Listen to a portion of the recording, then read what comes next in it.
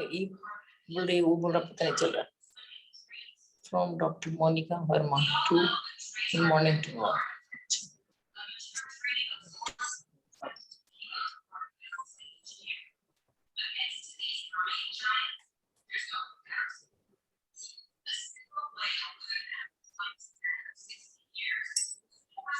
Good morning कर सकते हो. सीधे पे बैठो.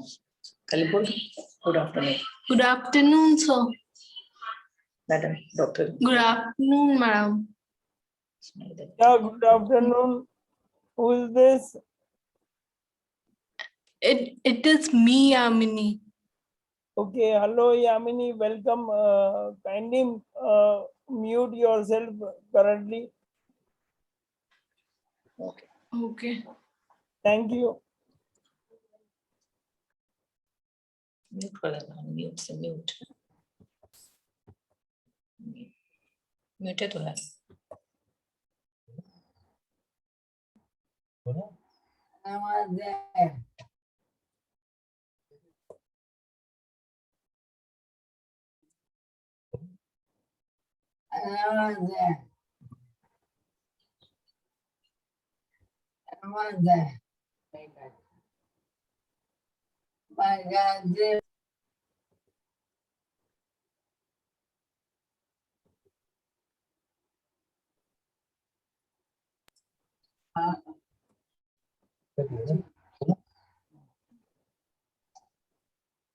मैं गायत्री बोल रही हूँ नमस्ते से।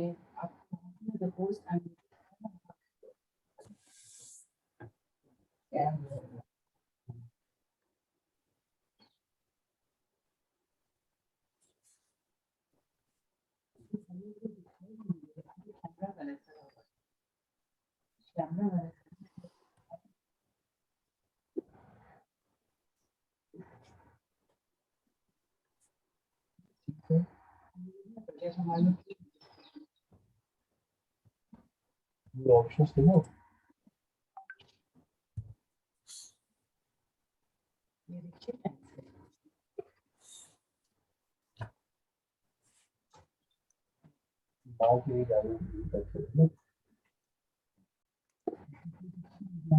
वो यहाँ से है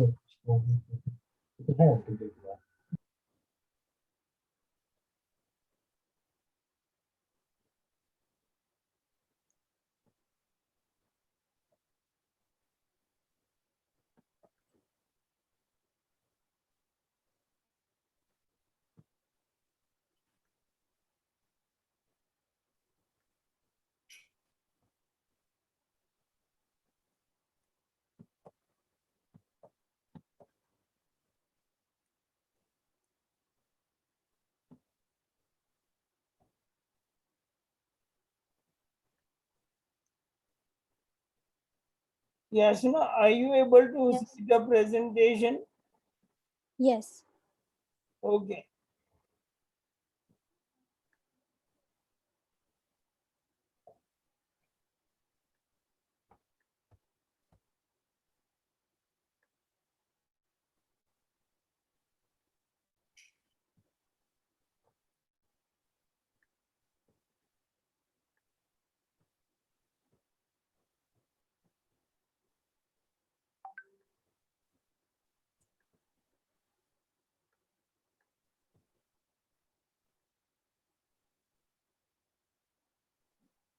Hello and welcome everyone to Healing MND India Speech Therapy and Swallowing Session Part 2. Today is Sunday 16th May 2021. आप सबका हीलिंग एमएनडी इंडिया संडे 16 मई 2021 की ऑनलाइन सेशन में स्वागत है। आज का session speech therapy and swallowing का दूसरा भाग है। I would like to invite everyone from Healing MND India Group, ALS Care and Support Group, and the Ataxia Group.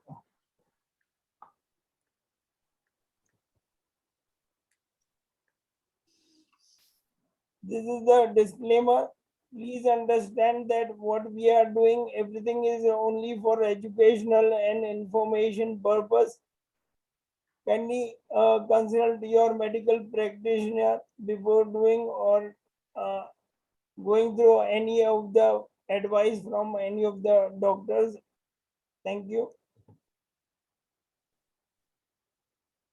आपसे विनती है कि आप मेडिकल एडवाइस लेके ही डॉक्टर की सलाह लेके भी कोई भी एक्सरसाइज करें. ये एजुकेशनल पर्पस के लिए ही हम ऑनलाइन सेशन रखते हैं, आपकी जानकारी के लिए. Thank you. Okay, I would like to invite Dr. Yashna Rajni. She is the speaker for today.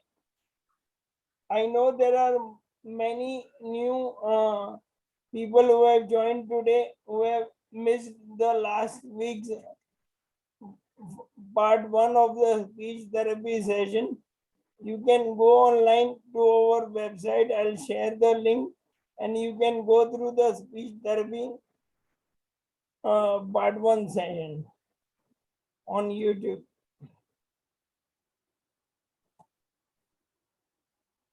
I'll go through this very fast. Ms. Yashna Rajni is an audiologist and a speech language pathologist holding a bachelor's and master's degree from Ali Yavar Jung National Institute of Speech and Hearing Disabilities, Mumbai, securing university rank in all years of her degree program. Yashna has presented her research at various national and international conferences, and her research has been published in various journals, namely the International Journal of Science and Applied Research, Global Journal of Otorhinolaryngology. Sorry, I cannot pronounce. How do you pronounce that, Yashna? Otolaryngology. Otorhinolaryngology. Am I okay? Yes. Okay. Journal of Otolaryngology, ENT Research and Asian Academic Research Journal. Actually, this year in the IFCON 2021 MND Symposium for Palliative Care, she was also on the panel. So basically, she knows about MND and ALS, and the worst part, according to me, is that her father is also affected with ALS. So she has a right experience, everything with. She has seen her father's speech deteriorating. Yashna also has been a guest lecturer for masters and bachelor's students at AYJ NISHD and for special educators at South Indian Education Society SIES College, famous college in Mumbai. Yashna is currently attached to Godrej Memorial Hospital Icon Center in Kharghar, Dr. Indu Khosla's Newborn and Child Care Center, and Little Joy's Rehabilitation Center in Andheri West. Thank you very much for taking out time, Yashna, and coming to our session and guiding us with speech therapy and swallowing. Basically मैंने आज भी ये पढ़ा because आपको मेरी speech के बारे में पता चल जाए. No problem. And whole week I've been practicing those tongue exercises. Maybe there is a little bit of difference. Okay. Now the format has changed. Basically मैं आप सबको बताना चाहता हूँ. Right now, during these difficult times, it has been seen that many people go into depression. So basically, अगर आप देखेंगे, this guy Ajay Gupta Ujjain. Ajay, are you there in the meeting? Can you raise hand? Ajay.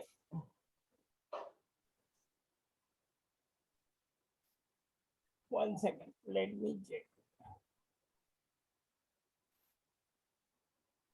Ajay, are you there in the meeting?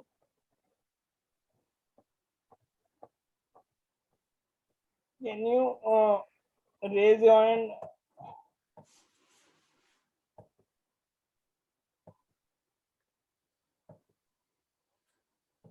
Maybe he is not joined. I would like to brief you all about this. Ajay is a BTech student. If you read properly the screen, he is not an M&D warrior. He is only the warrior of this month. Ajay is a BTech student from Ujjain. Fortunately, he found my number from somewhere and he messaged me that, sir, I am under a lot of depression. So I spoke with him. I checked out what his issue is, and I gave him I spoke with him almost half an hour or 1 hour. I guided him. I tried to calm him. I did not want him to take a wrong step in life. Then I have all these videos I share normally about motivation, inspiration that I shared with them. So I believe Ajay is right now not connected. When he connects, I'll ask him to speak.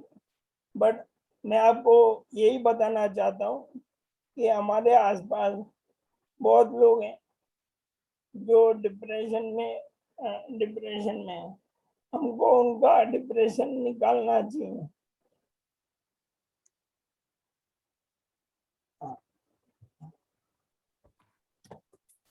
Now I would like to show you the M&D warrior of this week.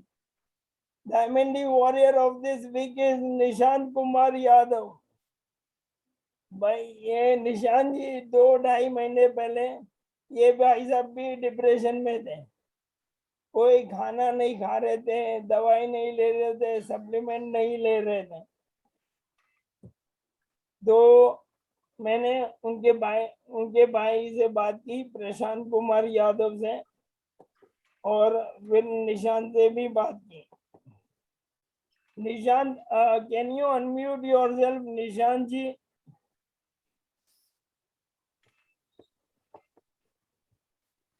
तो मैंने निशांत जी से बात की, हमने थोड़े सपने सजाए. हम दोनों, मैं और निशांत, बिजनेस करने वाले हैं और निशांत जी मुझे पूरा बिहार घुमाने वाले हैं. तो ये हमने अभी देखा कि उनको डिप्रेशन में से बाहर निकाला. और कल का न्यूज़ है, निशांत जी अपने गले को पहले उनका गला स्थिर नहीं रहता था, वो ऐसे गिर जाता था. तो अभी निशांत जी 1 महीना थेरेपी करने के बाद उनका गला स्टेबल रहे. उनके गले के मसल थोड़े स्ट्रॉन्ग हुए हैं.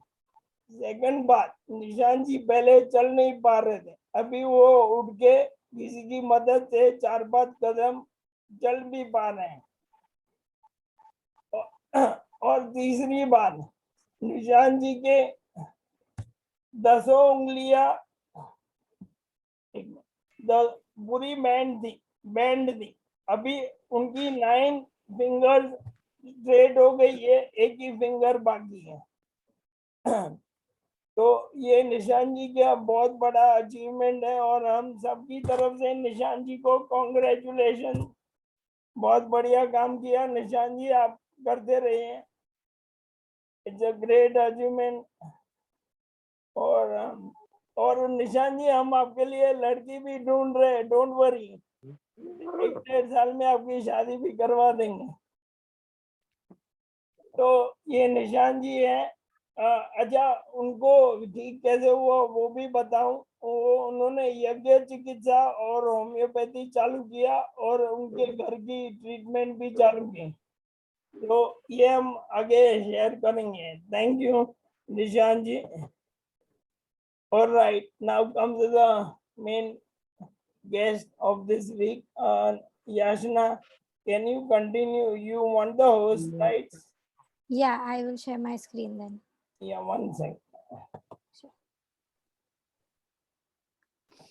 Okay. You are the host. Please carry on.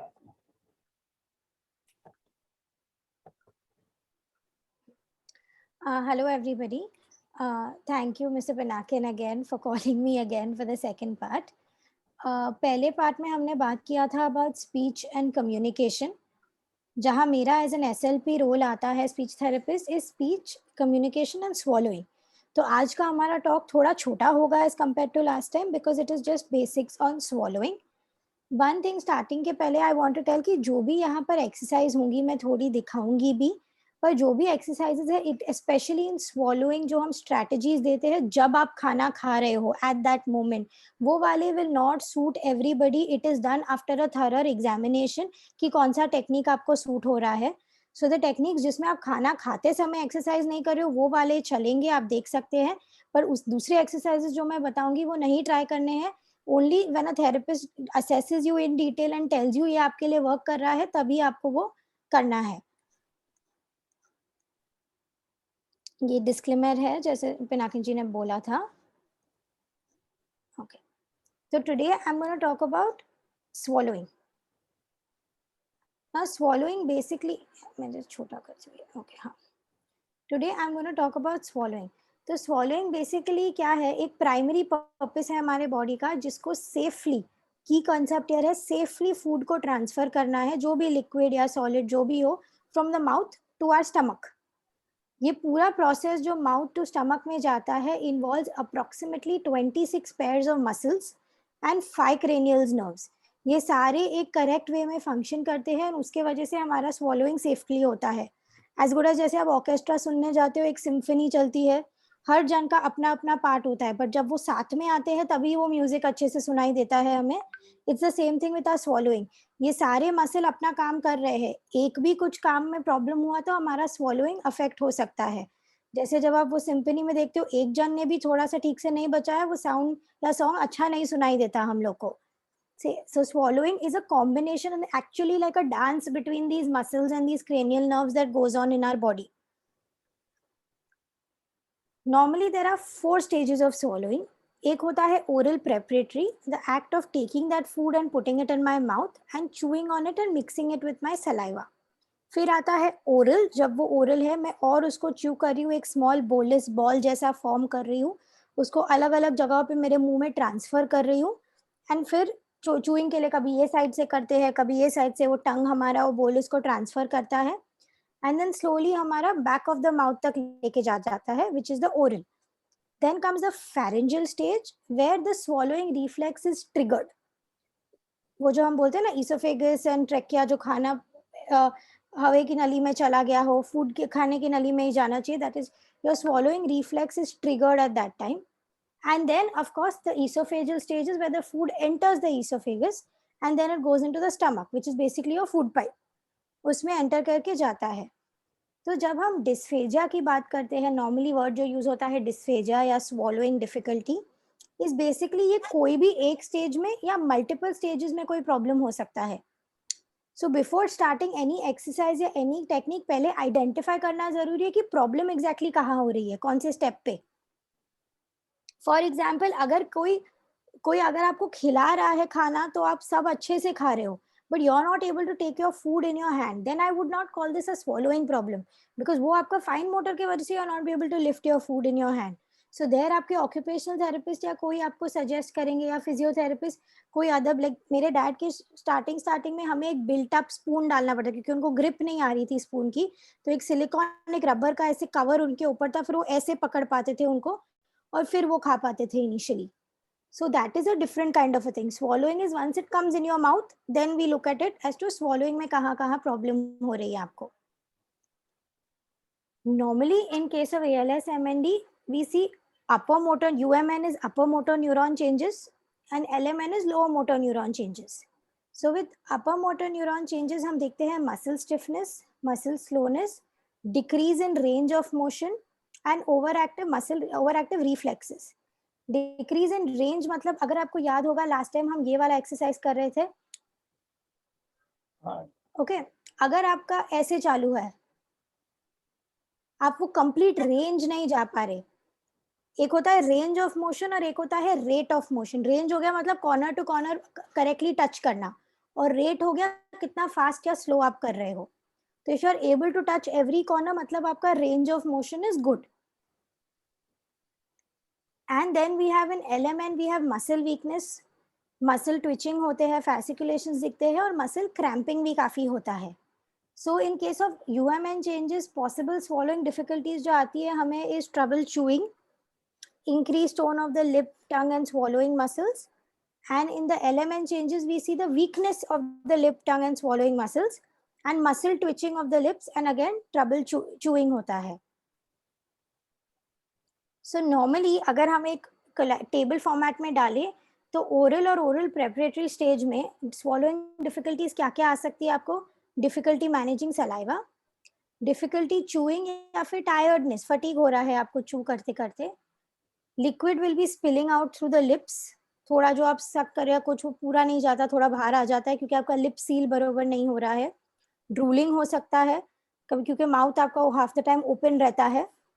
Difficulty controlling food in the mouth, मतलब जैसे हमने कभी लिक्विड भी ले लेते हैं, कभी कभी अगर हमने थोड़ा ज़्यादा भी ले लिया तो हम मैन्युपुलेट कर पाते हैं हमारे माउथ में थोड़ा होल्ड करके आस्ते आस्ते उसको स्वॉलो करने को.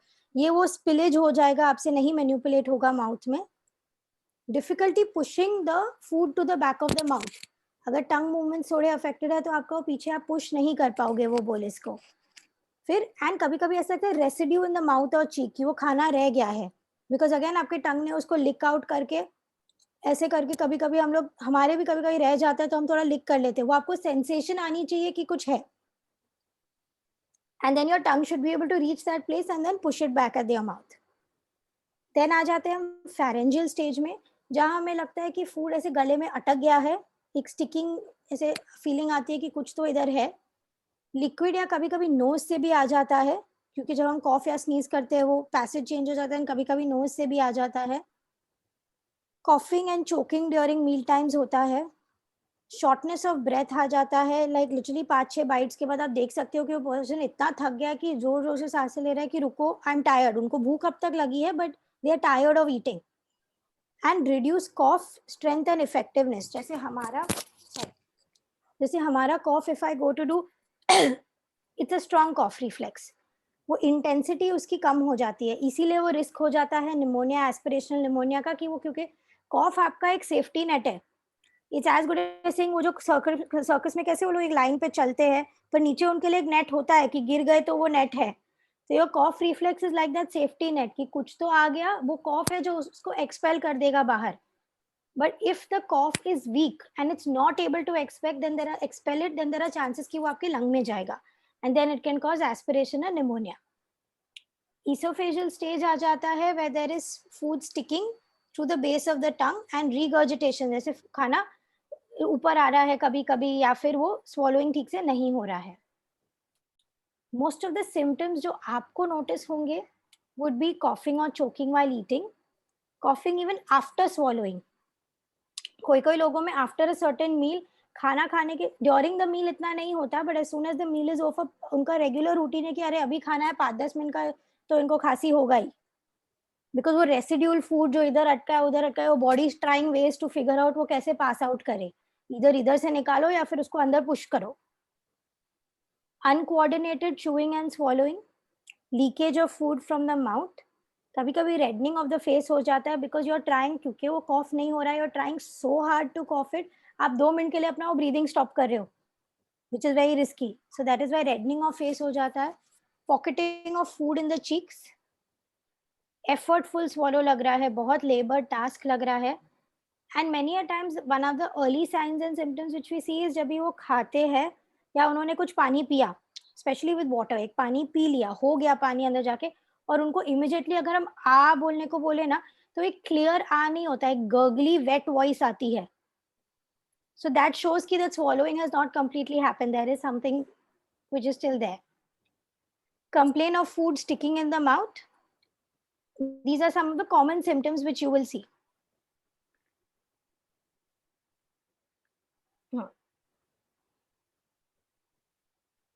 फिर स्पीच थेरेपिस्ट जब आते हैं वो नॉर्मली एक असेसमेंट करते हैं जो एक फिजिकल असेसमेंट होता है आपके लिप्स, जॉ, टंग, ये सारे ओरोमोटर एरियाज का कोई वीकनेस है, कोई डिविएशन है, तो हम वो टेस्ट करते हैं। एंड ऑल्सो कभी-कभी एक 3 ऑज़ वाटर स्वॉलो टेस्ट होता है, देखने को कि अगर वो पेशेंट उतना पानी स्वॉलो कर पा रहा है एंड कोई अबनॉर्मल रिस्पॉन्स आ रहा है क्या, कॉफिंग ड्यूरिंग और after, change in voice quality after it. काफ़ी ये हो गए आपके फिजिकल एंड एग्जामिनेशंस एंड ज़्यादा दीज आर नॉट इंस्ट्रूमेंटल। फिर आ जाते हैं आपके काफ़ी इंस्ट्रूमेंटल एग्जामिनेशंस भी होते हैं, blue dye test, modified barium swallow, FEES test एक हो जाता है जो वो करते हैं, not necessary in every case it is done, it depends. All of these test, specially modified barium swallow and the FEES test will give us an idea कि कौन से एरिया में किधर एग्जैक्टली वो एस्पिरेशन या क्या प्रॉब्लम हो रहा है इंटरनली जो आप नहीं देख पा रहे हो with a naked eye.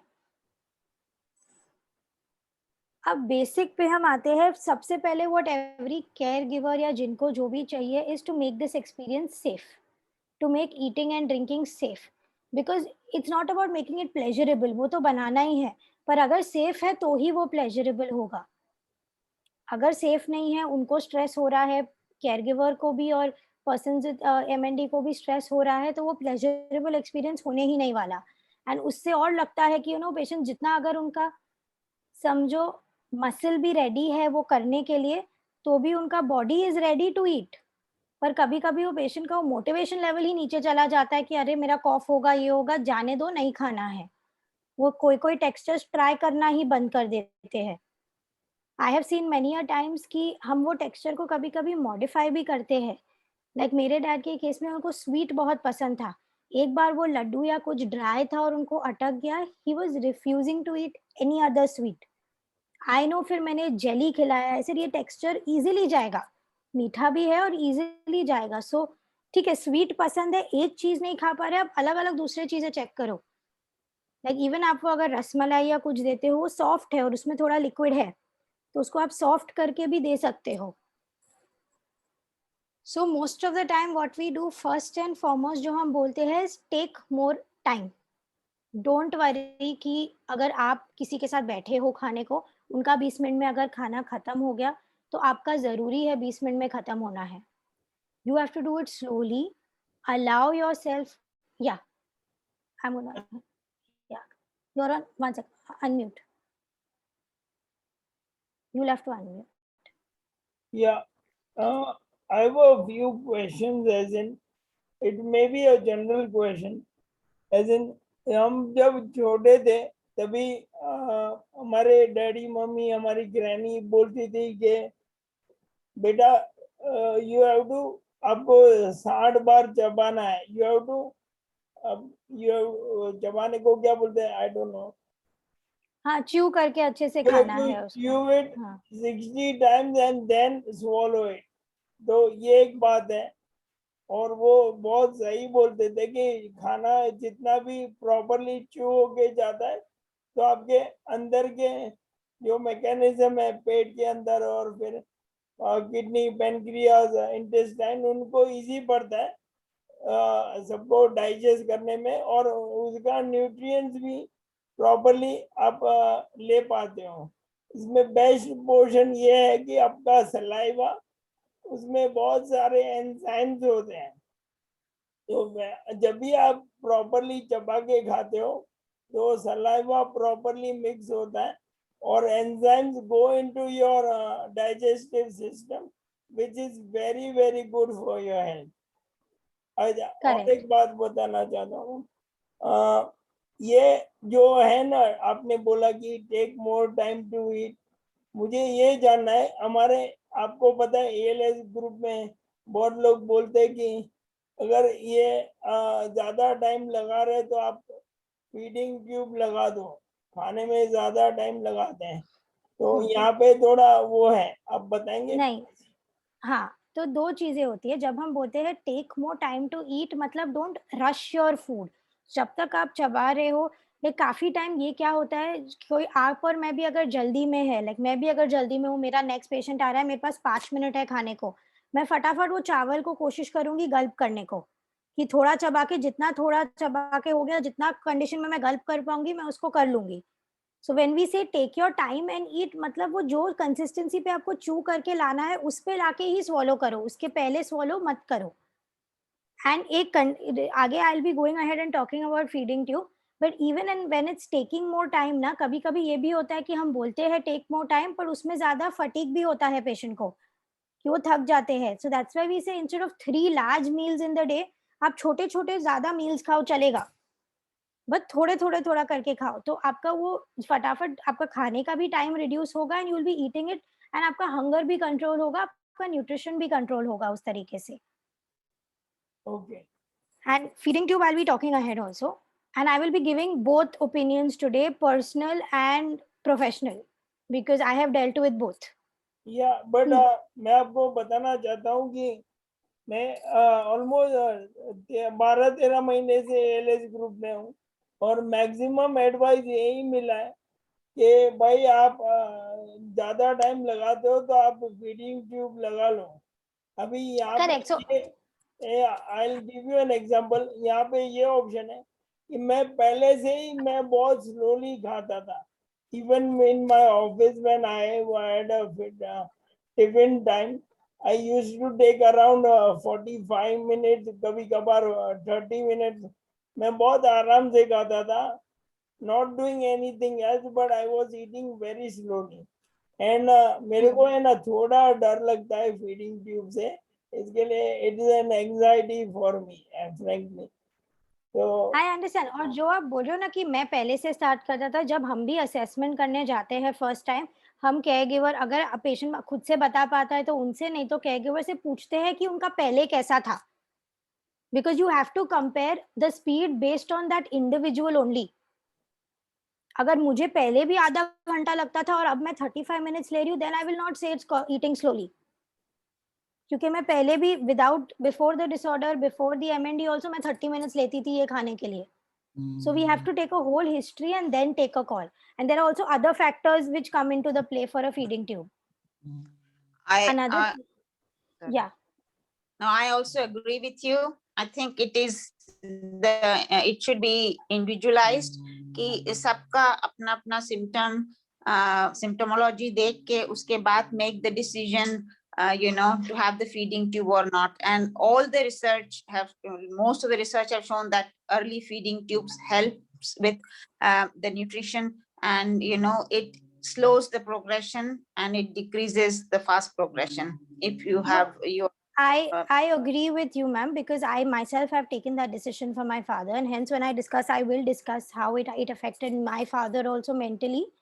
Because of it, so I will talk about both the aspects also, because me as a therapist, it's easy for me to say that this is better, do it, as much as I'm doing it for the good of the patient. But in a positive way, I have seen both sides. Till now, I used to always see my part recommending, and I used to always wonder, why are they not taking the opinion? We're giving it, we're saying it is helping, why are they not taking it? I also had that sometimes, but when I saw it with my father, I personally had to go through a different way of explaining to him why it is necessary.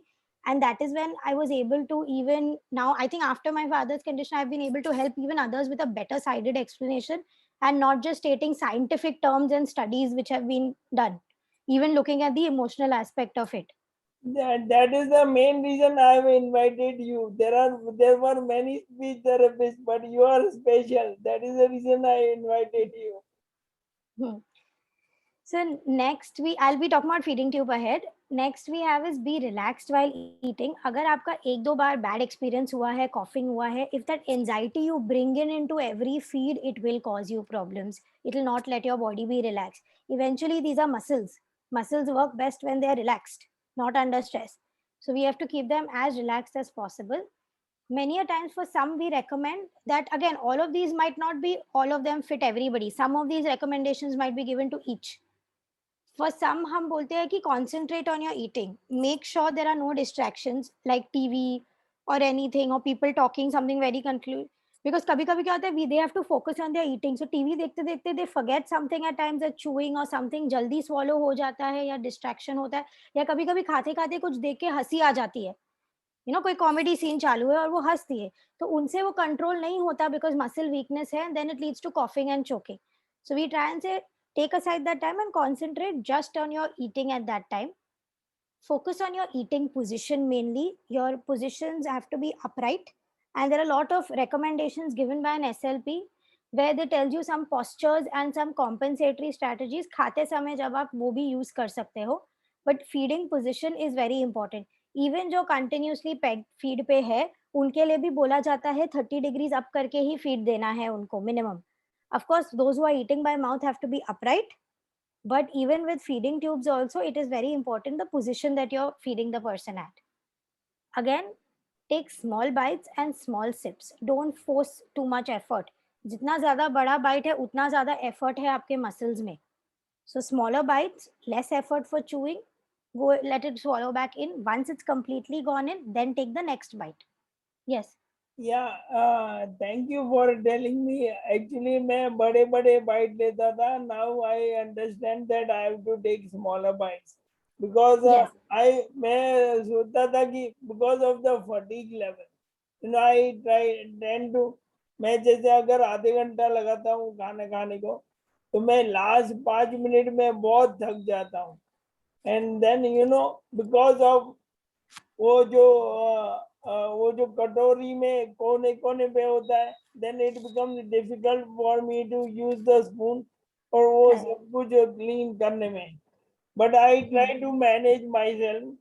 और मैं सभी को बोलना चाहता हूँ कि देखो हम लोग एक अपना ये जोन में चले गए, but we should try to हमको बहुत ट्राई करना है कि हम we should not be dependent on our caregivers as long as possible. ये बहुत important है. अगर हमने थोड़ा भी caregiver को दे दिया तो हम actually हम discomfort zone में चले जाएंगे. मतलब so it is a small advice for everyone. Yeah, please go ahead. Yeah. And last and very important, I saw this personally also work, is separate your food and liquid consistencies. Keep the consistencies separate. क्या होता है, can I mean together, जब भी हम लोग एक soup लेते हैं और सूप में कुछ वेजिटेबल्स भी होते हैं, तो वेजिटेबल्स को च्यू करना है, पर सूप लिक्विड है, तो वो डिफरेंट कंसिस्टेंसी ना, बेसिकली क्या होता है, कभी कभी it gets difficult for the muscles to switch between that because they both require slightly different set of muscles.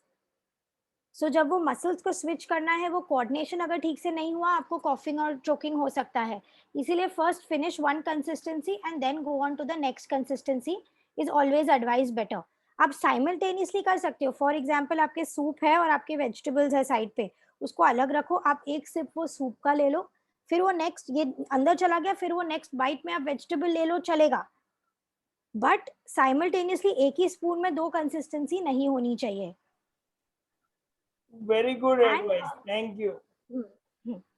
Next है something called a swallow guide. Actually ये यूएस में ज़्यादा यूज़ होता है, इंडिया में इतना नहीं यूज़ होता है.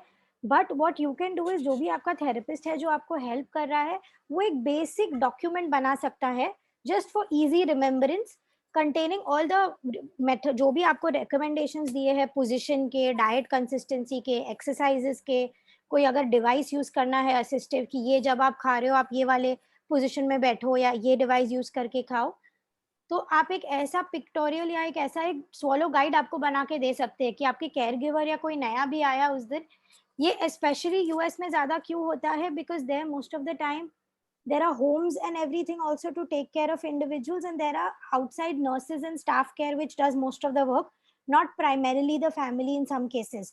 तो उनके लिए ये स्वॉलो गाइड इंपॉर्टेंट होता है, क्योंकि कभी कभी वो एजेंसी नए लोग को भेज देती है, और अगर वो पेशेंट अपने आप से एक्सप्लेन नहीं कर पाता उनका रिक्वायरमेंट क्या है, तो एक स्वॉलो गाइड आफ्टर जब भी हम डिस्चार्ज करते हैं पेशेंट को, we always give a swallow guide. तो आपका थेरेपिस्ट भी आपके लिए एक छोटा सा बना सकता है, और even you can make your own techniques का list which work for you. You have tried 4-5 things and this is what works for you. For example, as a therapist मैं आपको 3 चीजें रेकमेंड करूंगी, पर आप तो भी बोलोगे कि नहीं मुझे सबसे बेस्ट ये लगता है, so then you will continue with that. So you can make your own list also, like you can start observing कि जब मैं ये खाता हूँ मुझे इतना टाइम लगता है और ऐसा फील होता है, पर जब मैं ये खाता हूँ मुझे ऐसा फील होता है. So we can come up with a diet also which helps you better, not fatiguing but even good for your nutrition value. So as a therapist, for me, it is not only important कि मैं person with MND या dysphagia जिसको भी problem है उनसे बात करूं, पर उनके केयर गिवर को समझाना ज़रूरी होता है कि क्या-क्या स्ट्रैटेजीज़ है, क्यों ये हम कर रहे हैं और अगर नहीं हुआ तो उसका रिस्क क्या हो सकता है। वो एस्पिरेशन रिस्क समझाना बहुत ज़रूरी होता है। So they need to know कि every cough and every choking incident that is happening, it needs to be looked into कि वो क्यों हुआ था। If it happens once in a while also तो भी वो नोट करना चाहिए कि क्यों हुआ था वो। सो नॉर्मली जब हम एक ट्रीटमेंट प्लान करते हैं हम ये सारे फैक्टर्स कंसिडर करते हैं कि डायग्नोसिस क्या है, डिस्फेजिया किस रीजन से हो रहा है, प्रोग्नोसिस क्या है उस डिसऑर्डर का, क्या वो हाउ उसका रिएक्शन कैसा है वो पेशेंट का विद कॉम्पनसेटरी स्ट्रेटजीज, उनका रेस्पिरेटरी फंक्शन कैसा है, वो डायरेक्शंस फॉलो कर पा रहे हैं जो मैं बोल रही हूँ कि नहीं, उनका सिवियरिटी क्या है स्वॉलोइंग प्रॉब्लम का, उनका आसपास का सपोर्ट कैसा है, सपोर्ट सिस्टम, और उनका खुद का मोटिवेशनल और इंटरेस्ट लेवल कितना है। बिकॉज हमारे पास काफ़ी पेशेंट्स ऐसे आते हैं, मैंने देखा है, जिनको कुछ फ़र्क नहीं पड़ता, हम ट्यूब दे कुछ भी दे, लाइक मुझे खाना ही नहीं है। तो यहाँ मैं जो भी एक्सरसाइजेस देती हूँ अगर उनको ट्राई ही नहीं करना है वो नहीं वर्क करने वाला एंड वो नहीं खाने वाले, then we have no choice but to put a feeding tube condition की न्यूट्रिशन वैल्यू कहाँ से होगा then. And some people are determined ki no, I want to eat as much as I can orally. Then also if their condition is still of a feeding tube, we try and find that balance between the two. वो जिद्दी patient मैं हूँ जो नहीं मानता feeding tube के बारे में। So even oral and non-oral feeding का जब हम बात करते हैं, we need to understand and note the time taken for swallow for each bolus of particular consistencies. And ये comparison जब हम करते हैं, हम normally कैसे करते हैं, from the before the diagnosis, during the diagnosis कैसा था, and every one month ideally we try and जब भी उनको diagnosis भी मिलता है, at that time आपको speech और swallowing कोई problem नहीं होगा। पर अगर आप यूएस में देखेंगे तो आपको एक इमीडिएट रेफरल होता है स्पीच थेरेपिस्ट, फिजियोथेरेपिस्ट को, भले आपको वो टाइम पे जरूरत नहीं है, so that they can just tell you कि what all to look out for. So it is always good, like for my father, I had started the moment he got the diagnosis, I started monitoring every month different consistencies का कि उनको कितना time लग रहा है, कोई दिन अगर ज्यादा टाइम लगा था I would note what took so long.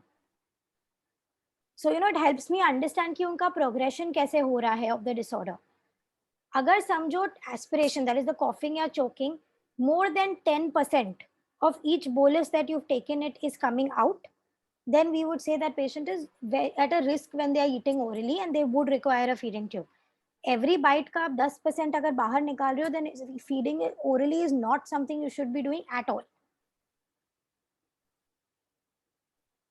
Some compensatory treatment जो हम देते हैं, कॉम्पनसेटरी बेसिकली क्या है, मैं आपका कोई फिजियोलॉजी चेंज नहीं कर रही, मैं सिर्फ आपको वो टाइम पे swallowing के लिए क्या क्या आप कर सकते हो टू हेल्प यू बेटर। तो आप पोस्चरल चेंजेस हम सजेस्ट करते हैं, हम इंक्रीजिंग सेंसरी इनपुट, मतलब यू नो ठंडा गर्म थोड़े डिफरेंट टेक्सचर्स उनके मुंह में, टेस्ट टेक्सचर्स या फिर टेम्परेचर टेक्सचर्स अलग अलग उनको सेंसेशन होगा उससे ज़्यादा। Modify the volume, that means the quantity, and the speed of the presentation of the food and the consistency. These are called compensatory treatment. मतलब वो directly muscle को strengthen नहीं कर रहा है, पर वो at the moment आपको कैसे वो work करना है। थोड़े now these compensatory strategies भी जो हम देते हैं, it is specific to the patient. They are tried in front of the therapist with a measured amount of food being given in. So don't try this if you're not sure about how it's going to work, because it can, all of these techniques, not everything works for everybody. It has to be tried under a trained professional to help you exactly as to what it is. So normally one of the things that we say is head turn to the weaker side.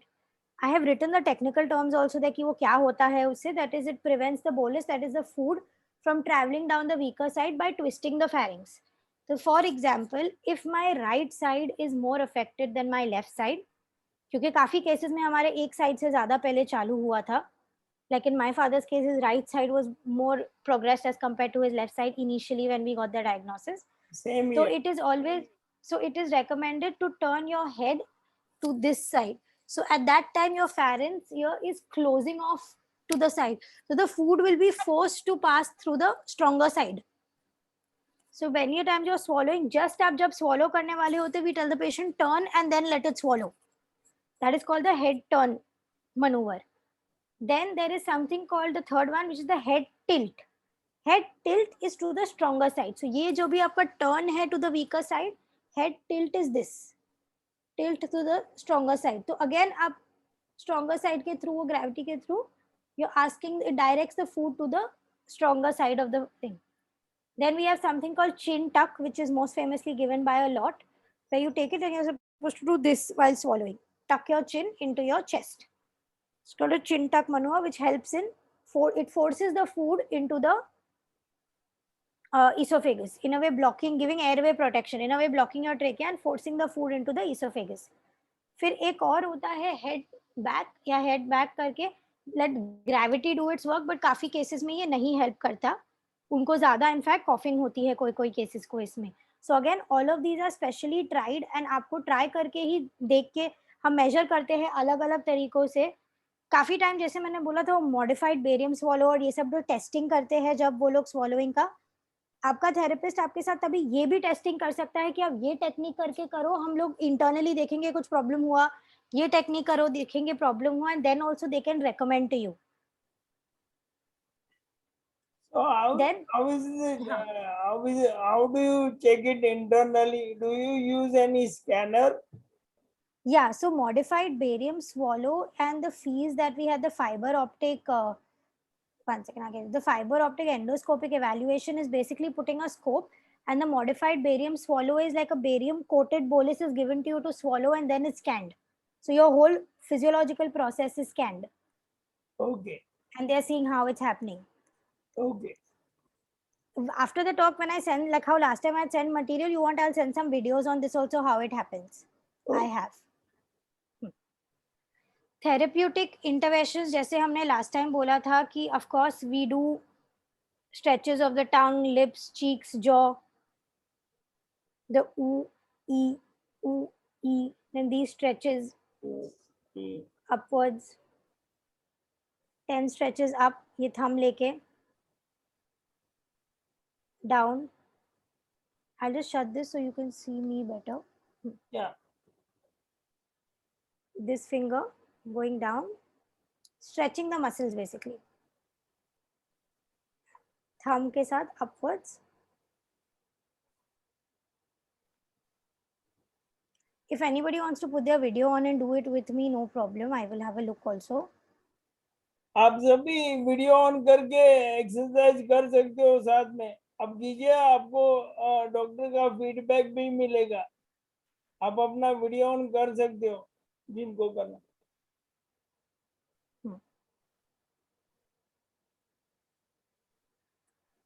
I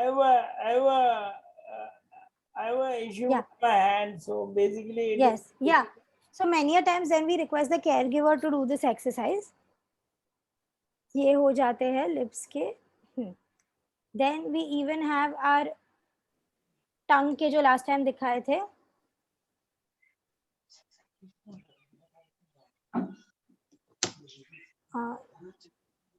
I think Monica ji. Dr. Monica, yes.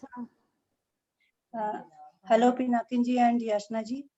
My question is that मेरे father के यहाँ पे ऊपर तालू में खाना फंसता है यहाँ, हाँ. तो उसको क्या एक्सरसाइज करवाए हम इनको? Then tongue is better because basically उसमें हमारा tongue use होता है उसको लिक करने को, तो उनको Okay. पहले बाहर कराओ थोड़ा tongue elevation, Okay. ऐसे फिर ideally inside the mouth also, tongue touching the palate, वो exercises, tongue up down, not only touching up, it has to immediately come down. All our muscles act in forward backward direction दोनों, right? तो up and down, so those tongue exercise. And आप एक और चीज क्या कर सकते हो, थोड़ा सा if possible you can just take a very little, like touch your hand to the liquid, nothing very liquid like a curd or a honey, anything like that, and just massage it little on the top and tell them आप अपने tongue से lick करने की उसको कोशिश करते रहो, तो वो उससे choke Right. नहीं होगा उनके, ऐसे नहीं होगा कि वो नीचे गिर जाएगा और choke हो जाएंगे, वो नहीं होगा. So just keep it little enough, इतना भी thin नहीं हो कि drops down and his swallowing problem happens. So honey is a good idea, where you touch it little bit or even curd, very little, Okay. and just make him, encouraging him to lick it inside से. Okay.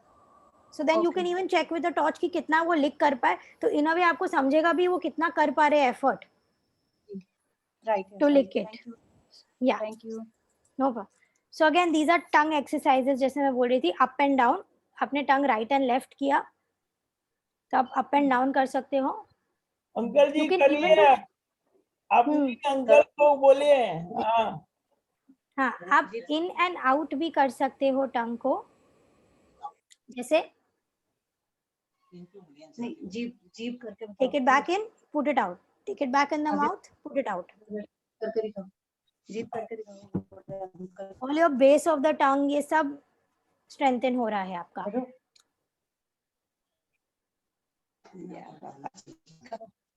Jeep करो. हाँ. कितने second के लिए? 10 counts. पहले एक set 10 counts का करना है, फिर आप ब्रेक ले सकते हैं. वैसे आप दिन में 3 से 4 सेट कर सकते हैं, पर आइडियली अगर आपने 2 भी किए स्टार्टिंग में तो चलेगा. कोई भी ऑफ दीज एक्सरसाइजेस वो पॉइंट तक नहीं करना है जब तक आपको कोई स्ट्रेन हो या आपको कुछ टायर्डनेस हो रहा है. तो आप पहले 5 काउंट से स्टार्ट करो, फिर 7 पे जाओ और फिर 10 पे जाओ. राइट लेफ्ट आपको नेक right neck also comes in. Yes, of course. हम पहले अभी oral structures पे थे. So tongue, lips, cheeks, वो jaw जैसे हमने वो rotation किया था और वो against resistance किया था last time jaw. फिर of course even neck exercises आते हैं. बट आपको neck exercise पे इतना याद रखना है स्पेशली कि काफी टाइम जब हम neck करते हैं ना, हमारा ऐसे होता है. ये मेरे शोल्डर जो उठ रहे हैं वो नहीं उठने चाहिए. So ideally relax your shoulder as much as you can and just this. और जितना आप slowly करोगे उतना better है. मतलब you are not jerking your muscle. These are all exercises to help strengthen. Jerk नहीं create होना चाहिए. तो as much as possible relax this. And हो सके अगर आपको और strengthen करना है तो ये जगह पे थोड़ा 5 to 7 counts तक hold करके रखो वो position में. फिर वापस ऐसे बीच में लेके आओ. फिर वापस हम लोग दूसरे साइड पे जाएंगे, होल्ड करेंगे, फिर वापस बीच में आएंगे, फिर अगेन अप. और जितना आपसे होता है, अगर एकदम स्ट्रेच नहीं हो रहा है तो जर्क लेके ऐसे मत करो. जितना इतना ही होता है आप इतना ही करो, चलेगा. स्लोली आप जब रेगुलरली करोगे आपका भी रेंज ऑफ मोशन इंप्रूव होगा और आप एंड तक जा पाओगे.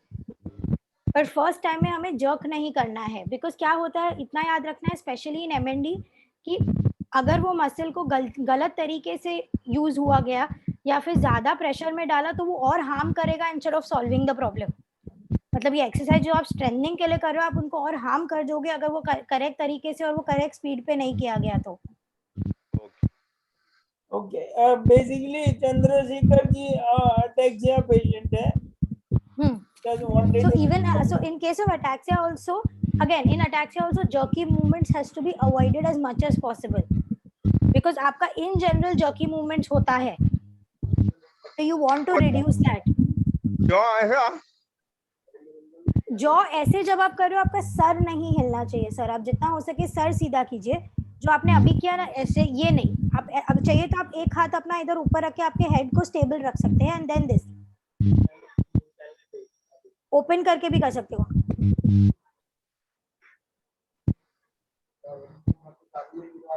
ऐसे you can even do the artificial chewing action.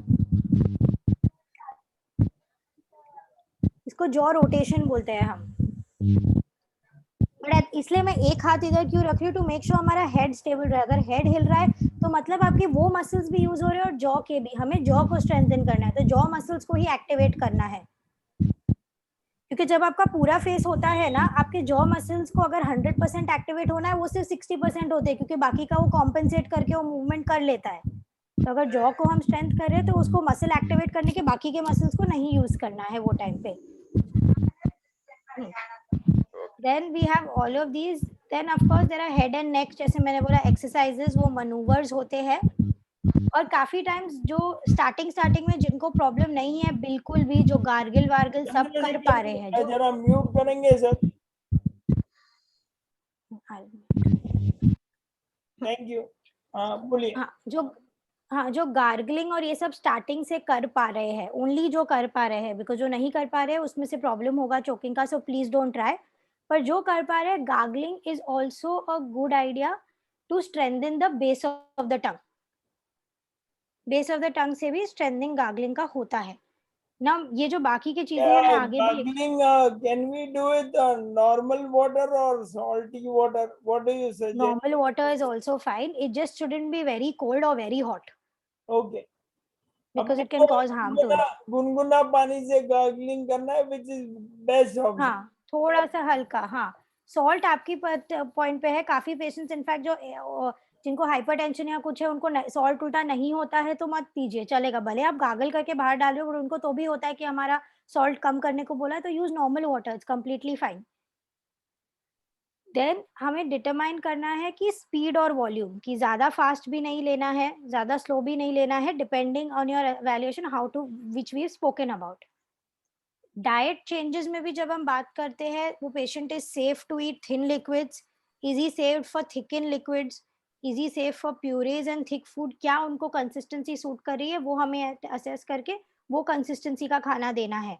For example आप कोई नींबू पानी नहीं पी पा रहे पर कोई मिल्क शेक थोड़ा थिक होता है आप वो पी पा रहे हो, सो दैट मीन्स अगर आपका कॉफिंग वो पानी या नींबू पानी के टेक्सचर कंसिस्टेंसी में हो रहा है पर या आमरस या फिर आपके मिल्क शेक के कंसिस्टेंसी में नहीं हो रहा है, तो you have the thicker liquids, don't go for thin liquids. And liquids में ज्यादा स्टार्टिंग पहले प्रॉब्लम होता है लोगों को as compare to food items. First one question, same thing. मुझे बहुत लोगों ने बोला है कि वो पानी नहीं पी पा रहे, बट अपार्ट फ्रॉम दैट वो खाना नॉर्मली खा पा रहे और जूस पी पा रहे. How is that? बिकॉज मेरे को समझ में नहीं आया कि पानी कैसे डिफिकल्ट है. पानी इज डिफिकल्ट बिकॉज उसका कंसिस्टेंसी जो पतला है ना, what happens is when you take something in, एक flap होता है ऊपर आपके between your, आपका wind pipe and food pipe is like this, तो एक flap होता है. when the food comes in and the swallow reflex comes in, sets in, that flap shuts the airway and lets the food pass only through the food passage or the liquid pass only through the food passage. many a times ये जो muscle coordination है वो नहीं होता because liquid passes very fast as compared to a thicker liquid of food that passes very fast. हमें कुछ chew या swallow या कुछ करने की जरूरत नहीं है. Juices में भी थोड़ा pulp या कुछ होता है तो वो थोड़ा density उनका thicker होता है as compared to water. इसीलिए water is the one which you'll see starting signs जो हम बोलते हैं ना आपको पानी में दिखेंगे, like थोड़ा सा coughing at a different angle. Like for my dad, वो जब ग्लास से पी रहे थे उनको हमेशा प्रॉब्लम होता था पानी से, पर जब उन्होंने स्ट्रॉ से पीना चालू किया और मैंने उनके लिए मैनिपुलेट किया कि इतना क्वांटिटी सक करके आप रुक जाओ, जो मुंह में पानी है पहले अंदर जाने दो, कंटिन्यूसली पानी जैसे हम पी पाते हैं वो नहीं पीना है, थोड़ा थोड़ा लेके लेना है. So that means giving your mouth and your muscles enough time to let that transition happen. Okay. Most of the time therapy भी दो तरीके की होती है. एक होती है डायरेक्ट, दैट इज वो आपका चिन टक ये सब, जब मैं आपको खाना मुंह में दे रही हूँ एंड तभी मैं कुछ करवा रही हूँ आपसे, that is your direct therapy. And indirect is when I'm not giving you food, I'm doing other things. It could be your muscle exercises or something else without actually giving food at that time. So most of the common maneuvers जो use होते हैं is the effortful swallow. That means एक बहुत force से आप ऐसे करके वो swallow करते हो. That is called squeezing hard all your muscles as hard as you can. This is in the end. Every bite को हम नहीं करते, बट थोड़ा खाने के बाद हम लोग ये 2-3 बार ऐसे ही ट्राई करते क्योंकि जो लेफ्ट ओवर है वो आपको लगता है वो क्लियर आउट हो रहा है. देन आता है चिंटक, जैसे मैंने बोला ये, this is again to protect the food और liquid from entering your airway. अगर वो आपका मसल फ्लैप टाइम पे नहीं क्लोज होने वाला, आप इसके करने से वो आप और उनको थोड़ा फोर्स कर देते कि वो ईसोफेगस की तरफ ही जाए आपका पानी या खाना. Then again, small bites, small sips, not only for better swallowing, but even reducing fatigue and exertion. Small meals spread over a time. And double swallow. कभी कभी क्या होता है, जो I have seen now, even though my dad is on peg feed, he still has quite a bit that he's taking orally. For quite some months, he was taking, in fact, full orally even after peg. But now he's using more of peg. But जो वो orally भी लेते हैं, उनको अपनी चाय बहुत चाहिए होती है, तो वो चाय के लिए हमने ट्राई किया है. तो when he takes with the straw, you can make out थोड़े टाइम के लिए वो लिक्विड उनके मुंह में रहता है, वो स्लोली नीचे जाता है. He doesn't go down with one swallow. So he is using more swallows and slowly allowing the liquid to pass through. He has enough muscle control in his mouth here to hold on to the liquid and then push it slowly down in parts, even when he takes. So that is called double swallows. Yeah, these are some exercises जो normally swallowing के हिसाब से नहीं use होती per se, or they are not recommended instantly with swallowing. But I have seen these work because ये directly आपके swallowing पे नहीं work कर रहा, पर certain muscles. अभी जब भी हम swallow करते हैं कुछ, ये हमारे जो the larynx है वो elevate होता है, right? हमें वो laryngeal movement चाहिए, voice box जो हमारा है ऊपर नीचे हिलना चाहिए. जब आप swallow भी कर रहे हो, देखो वो ऊपर जाके नीचे आता है. अगर आप इधर feel करोगे और एक swallow करो, Yeah. something moves up and comes down, correct? That is your laryngeal elevation and vocal. So ये अगर कभी कभी क्या होता है, जब ये laryngeal elevation weak हो जाता है, बाकी सब muscles ठीक है, पर ये weak हो गया है तो भी आपका swallowing problem हो सकता है.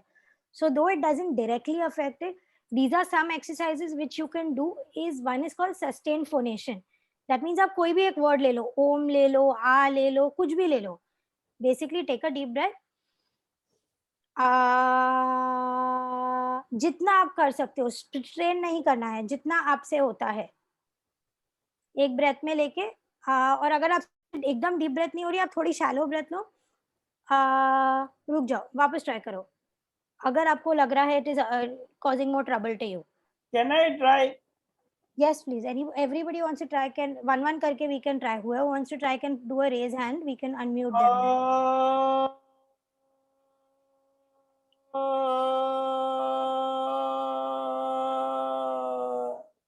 It was a very long one.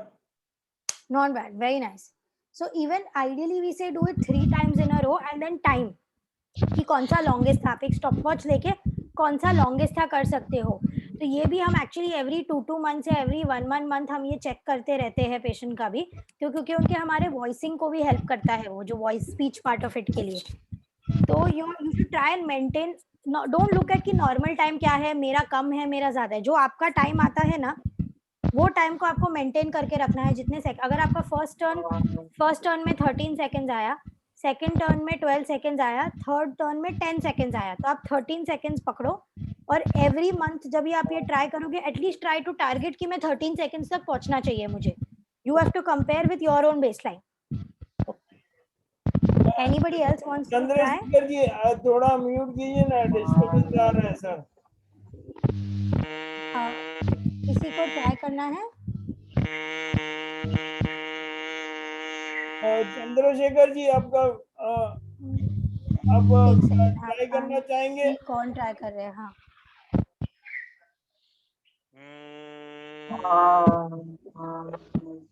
अब विवेक जी आप कीजिए.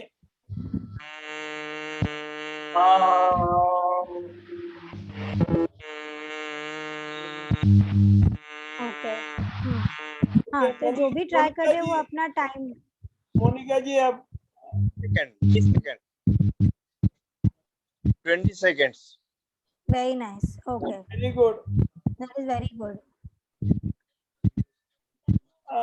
मोनिका जी अपने डैडी को बोलिए करने को. He's doing, but he is doing Ujjayi, but not humming sound. That's okay. What sound is he doing? I can't hear. Sorry. Ask him if he can open his mouth and try if any sound is coming out.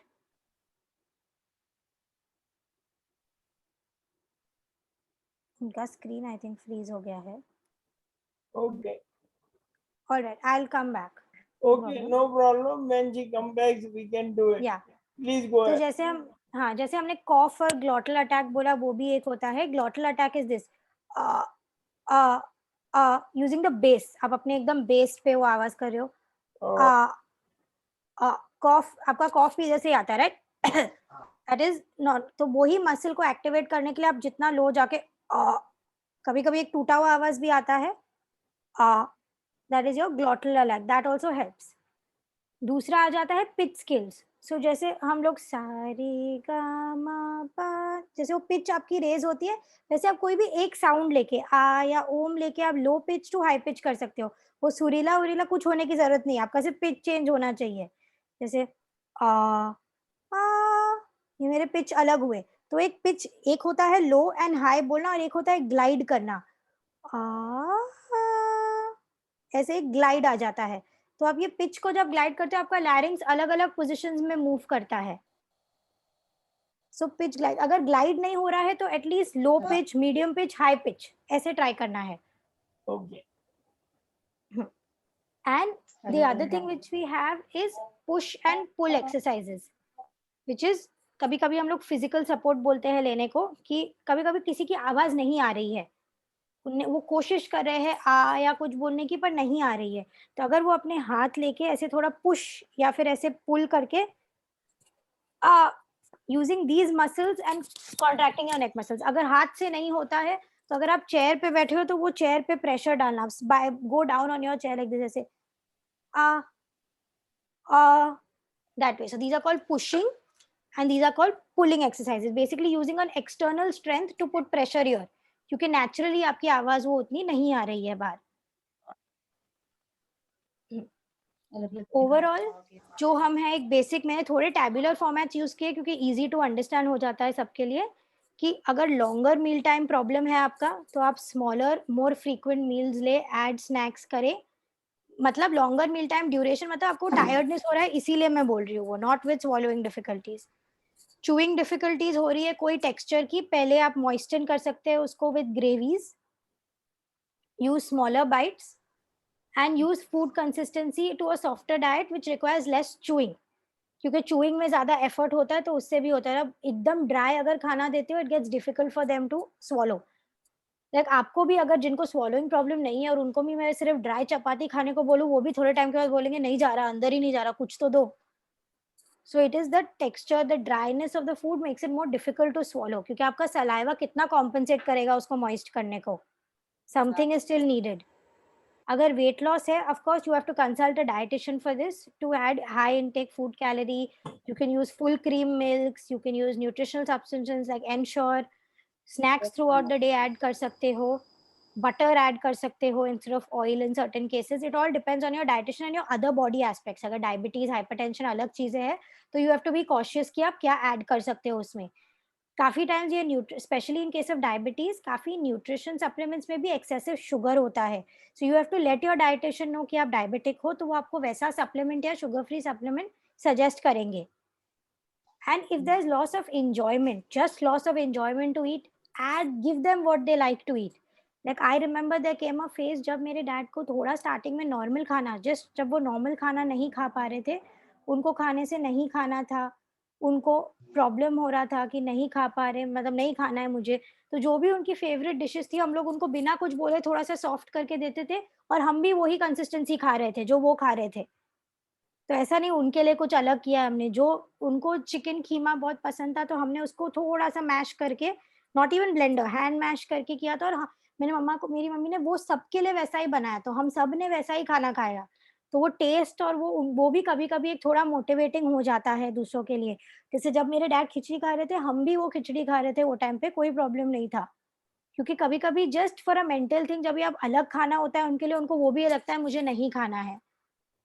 और जो भी थोड़ा बहुत उनको test करना होता था, अगर मैंने कुछ अलग खा रही और उनको चाहिए तो उनको मैश करके मैं थोड़ा वो तो भी देती थी.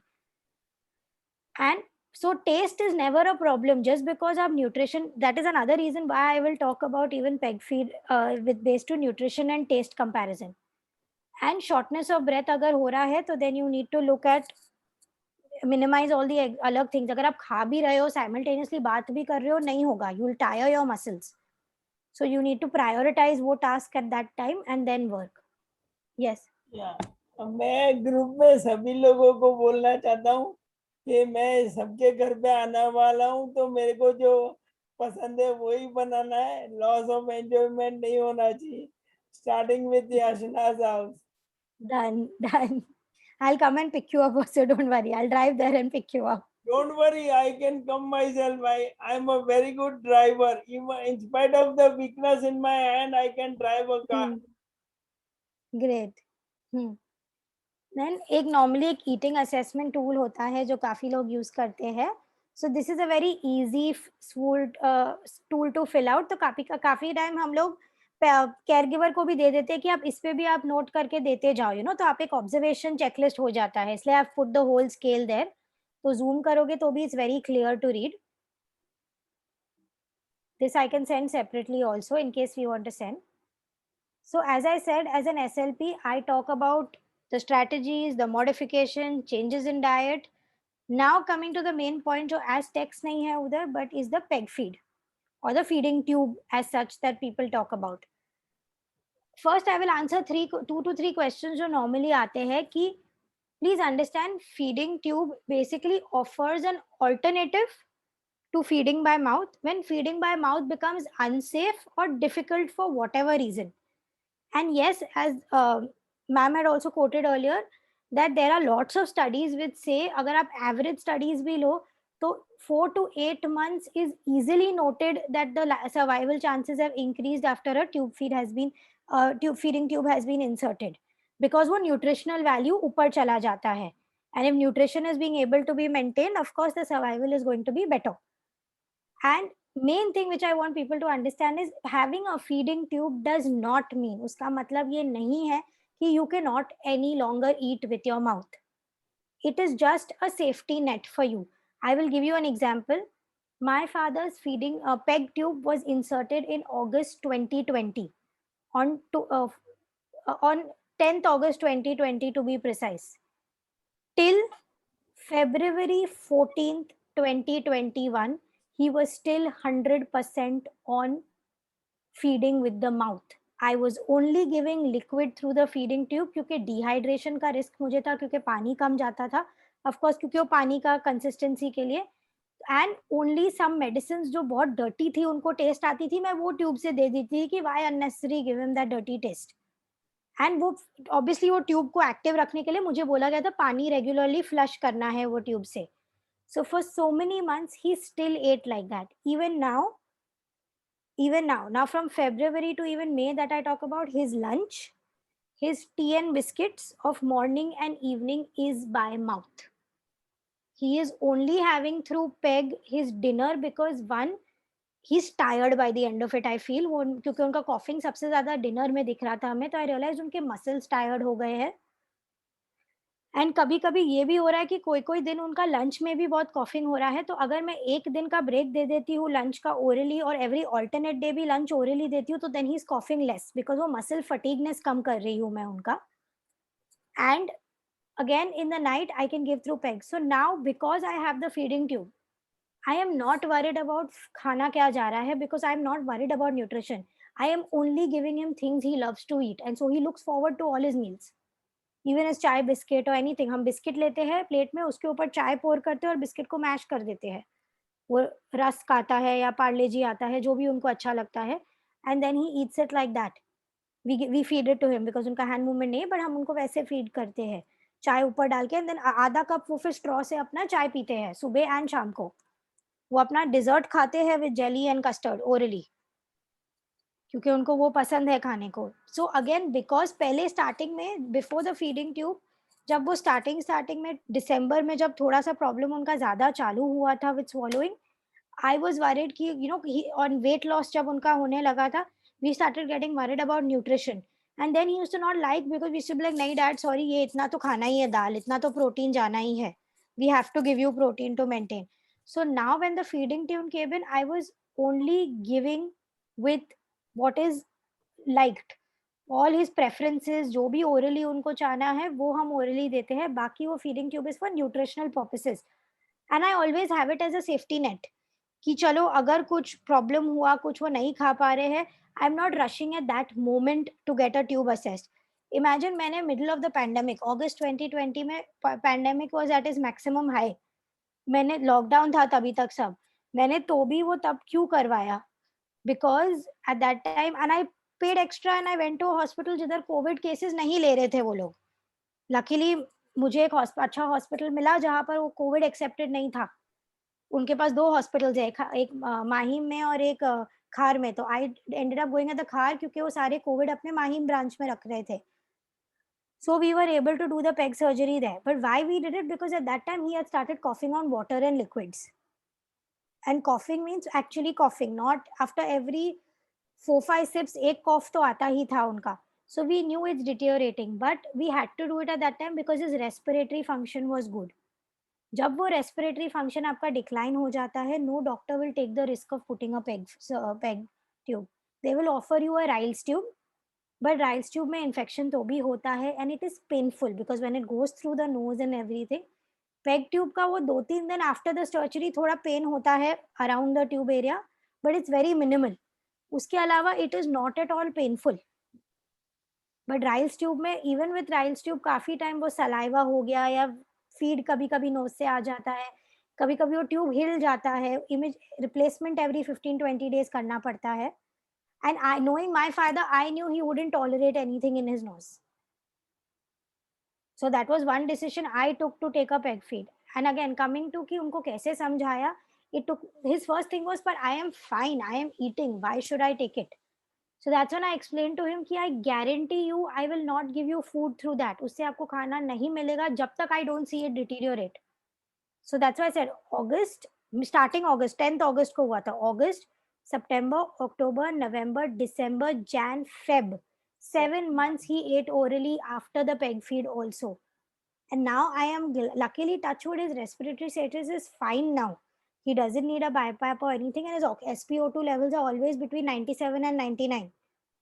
So that way it is good. But God forbid if something would have happened to his respiratory level, now it would be too late for me to do surgery. And second thing, it would be that every meal time had become like this fear factor.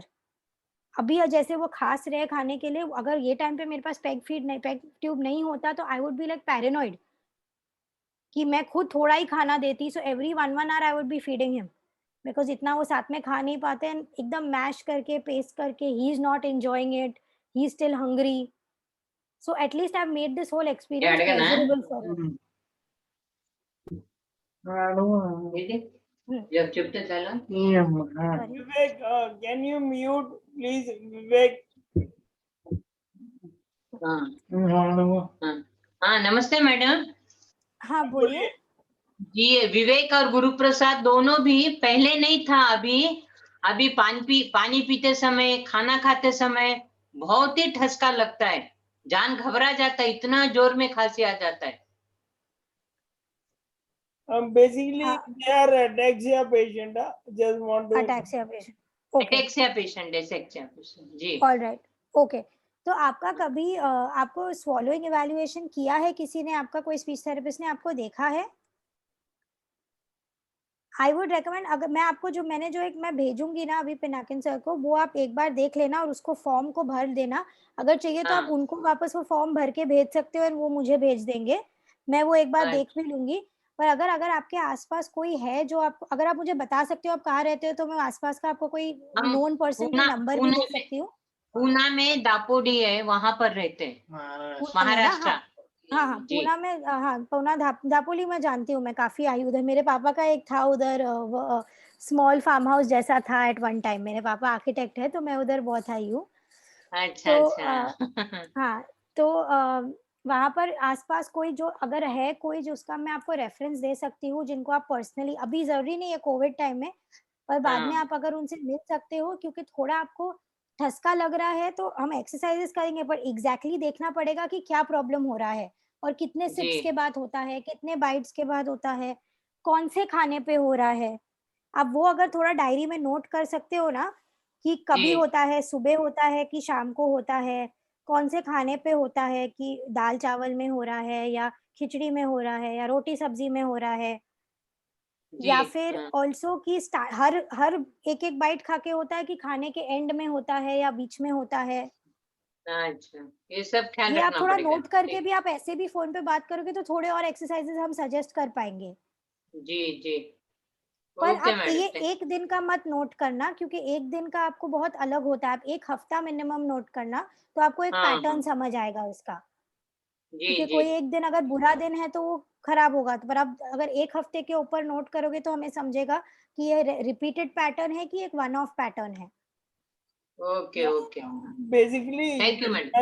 Basically याचना जी ये बोल रहे हैं कि आपका जो अभी ये खांसी आ रहा है वो कब आ रहा है, क्यों आ रहा है, कैसे आ रहा है, आपको एक बार पेपर पे नोट करना है. कितने बजे आपने खाना शुरू किया और फिर क्या खा रहे थे और फिर कितनी खांसी आई, उसका खांसी का लेवल कितना ऊपर था, और आपको फिर खाना बाहर निकल रहा है ये सब आपको नोट करना है, 1 हफ्ता या 10 दिन नोट करके बाद में आप या तो मुझे भेज सकते हो, मैं याचना जी से शेयर करके आपको वापस फीडबैक दूंगा, ठीक है? ठीक है, ठीक है, okay sir, thank you. Okay, there is also Mayank, Mr. unmute your- Mayank, yeah.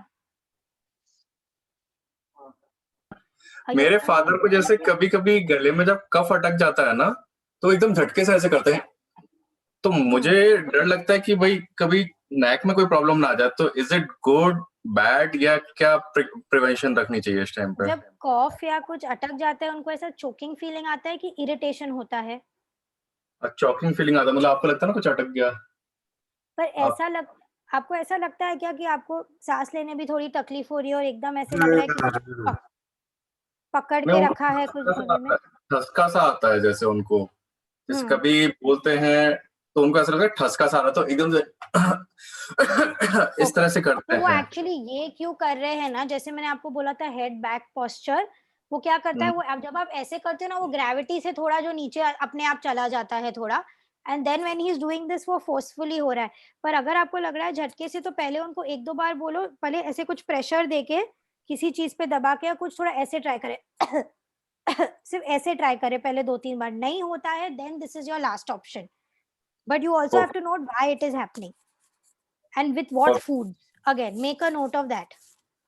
And कभी then कभी we तो can जैसे do पानी से भी हो जाता है, वैसे नॉर्मली हम सिप वगैरह यूज कर रहे हैं वाटर पीने के लिए, सिप्स वगैरह वैसे लेते हैं, काफी टाइम हो गया एक्सरसाइज वगैरह कर रहे हैं, तो अब ये कभी कभी होता है, बहुत फ्रीक्वेंसी नहीं है इसकी।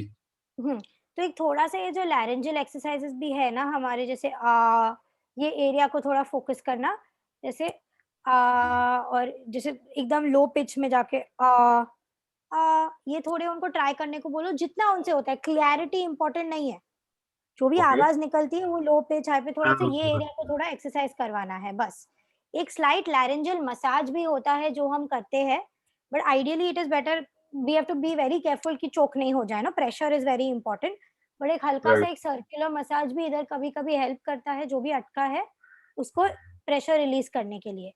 ये सब मसाज आपको डॉक्टर के वो ऑब्जर्वेशन में ही करना है, ये रिस्की हो सकता है, जस्ट देखें। मयंक जी, आपके पिताजी को पूछिए, उनको गले में जलन होता है? गले में जलन होती है आपको? नहीं।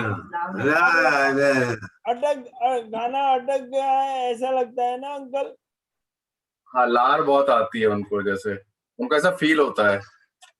आपको गाना बाहर आ रही है ऐसा लगता है अंकल? नहीं, बाहर नहीं आती है एक्चुअली, पहले के मुकाबले जैसे मैं उनकी केयर करता हूँ, तो लार बाहर तो बिल्कुल नहीं आती है उनकी, रिलेटिवली कम हो गई है काफी, मतलब जितना मुझे दिखता है।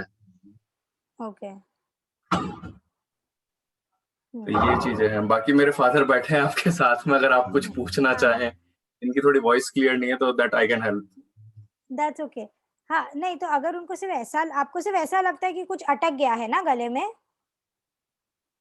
हाँ, खाने के एंड में लगता है कि पहले बाइट से ही लगने लगता है? ये पानी पीते हैं तब इनको ज्यादा लगता है, जैसा अभी आपने बताया। खाने में इनको प्रॉब्लम पानी वो कैसे पी रहे हैं? पानी स्ट्रॉ से। हाँ, तो जब आप स्ट्रॉ से भी पी रहे हैं, उनका पोजीशन कैसा है नेक का? Is he too bent like this और is he straight like this? Little bit bent. Straight भी रहते हैं, पर वो हाँ, अगर पॉसिबल है ना, तो अगर उनको दे रहे हो, आप वो ग्लास पकड़ो उनके लिए at this height, and then वो straw will come just at this height. I don't have a straw right now to explain, but okay, imagine this pen. So basically ये अगर वो पेन मेरा straw है, तो at this height, साइड से भी ले सकते हैं, सामने से भी ले सकते हैं, that's his choice, but don't let him bend too much up and down, just at this level and see if it helps, see if this posture helps. इधर रखना है अपना गला और छोटा सिप्स छोटा, ये तभी भी होता है जब सिप हम ज्यादा क्वांटिटी ले लेते हैं। तो अगर आपको लगता है कि वो कंट्रोल नहीं कर पा रहे कितना सक करना है, मैं हमेशा इधर एक फिंगर रखती हूँ जब मैं किसी से एक्सरसाइज करा रही हूँ, कि उनको सक करने को बोलती हूँ और मैं इमीडिएटली इधर दबा देती हूँ, क्योंकि मुझे दिखता है कितना पानी ऊपर गया, मैं दबा देती हूँ, तो और पानी आता नहीं है। क्योंकि कभी कभी उन्हें वो कंट्रोल नहीं होता है, उनको पता है छोटा लेना है, इट्स नॉट लाइक वो पर्पसली ज्यादा ले रहे हैं, पर वो कंट्रोल कभी कभी नहीं आता है। Okay, I will take care कि वो बिल्कुल उनका पोस्चर सही हो। Yeah. मयंक जी, मैम ये बोल रही है कि you can try different position, as in अगर ऐसे पी रहे हैं तो आप थोड़ा मुंह सीधा रख के आप ग्लास ऊपर पकड़िए और ये पोजीशन ट्राई कीजिए।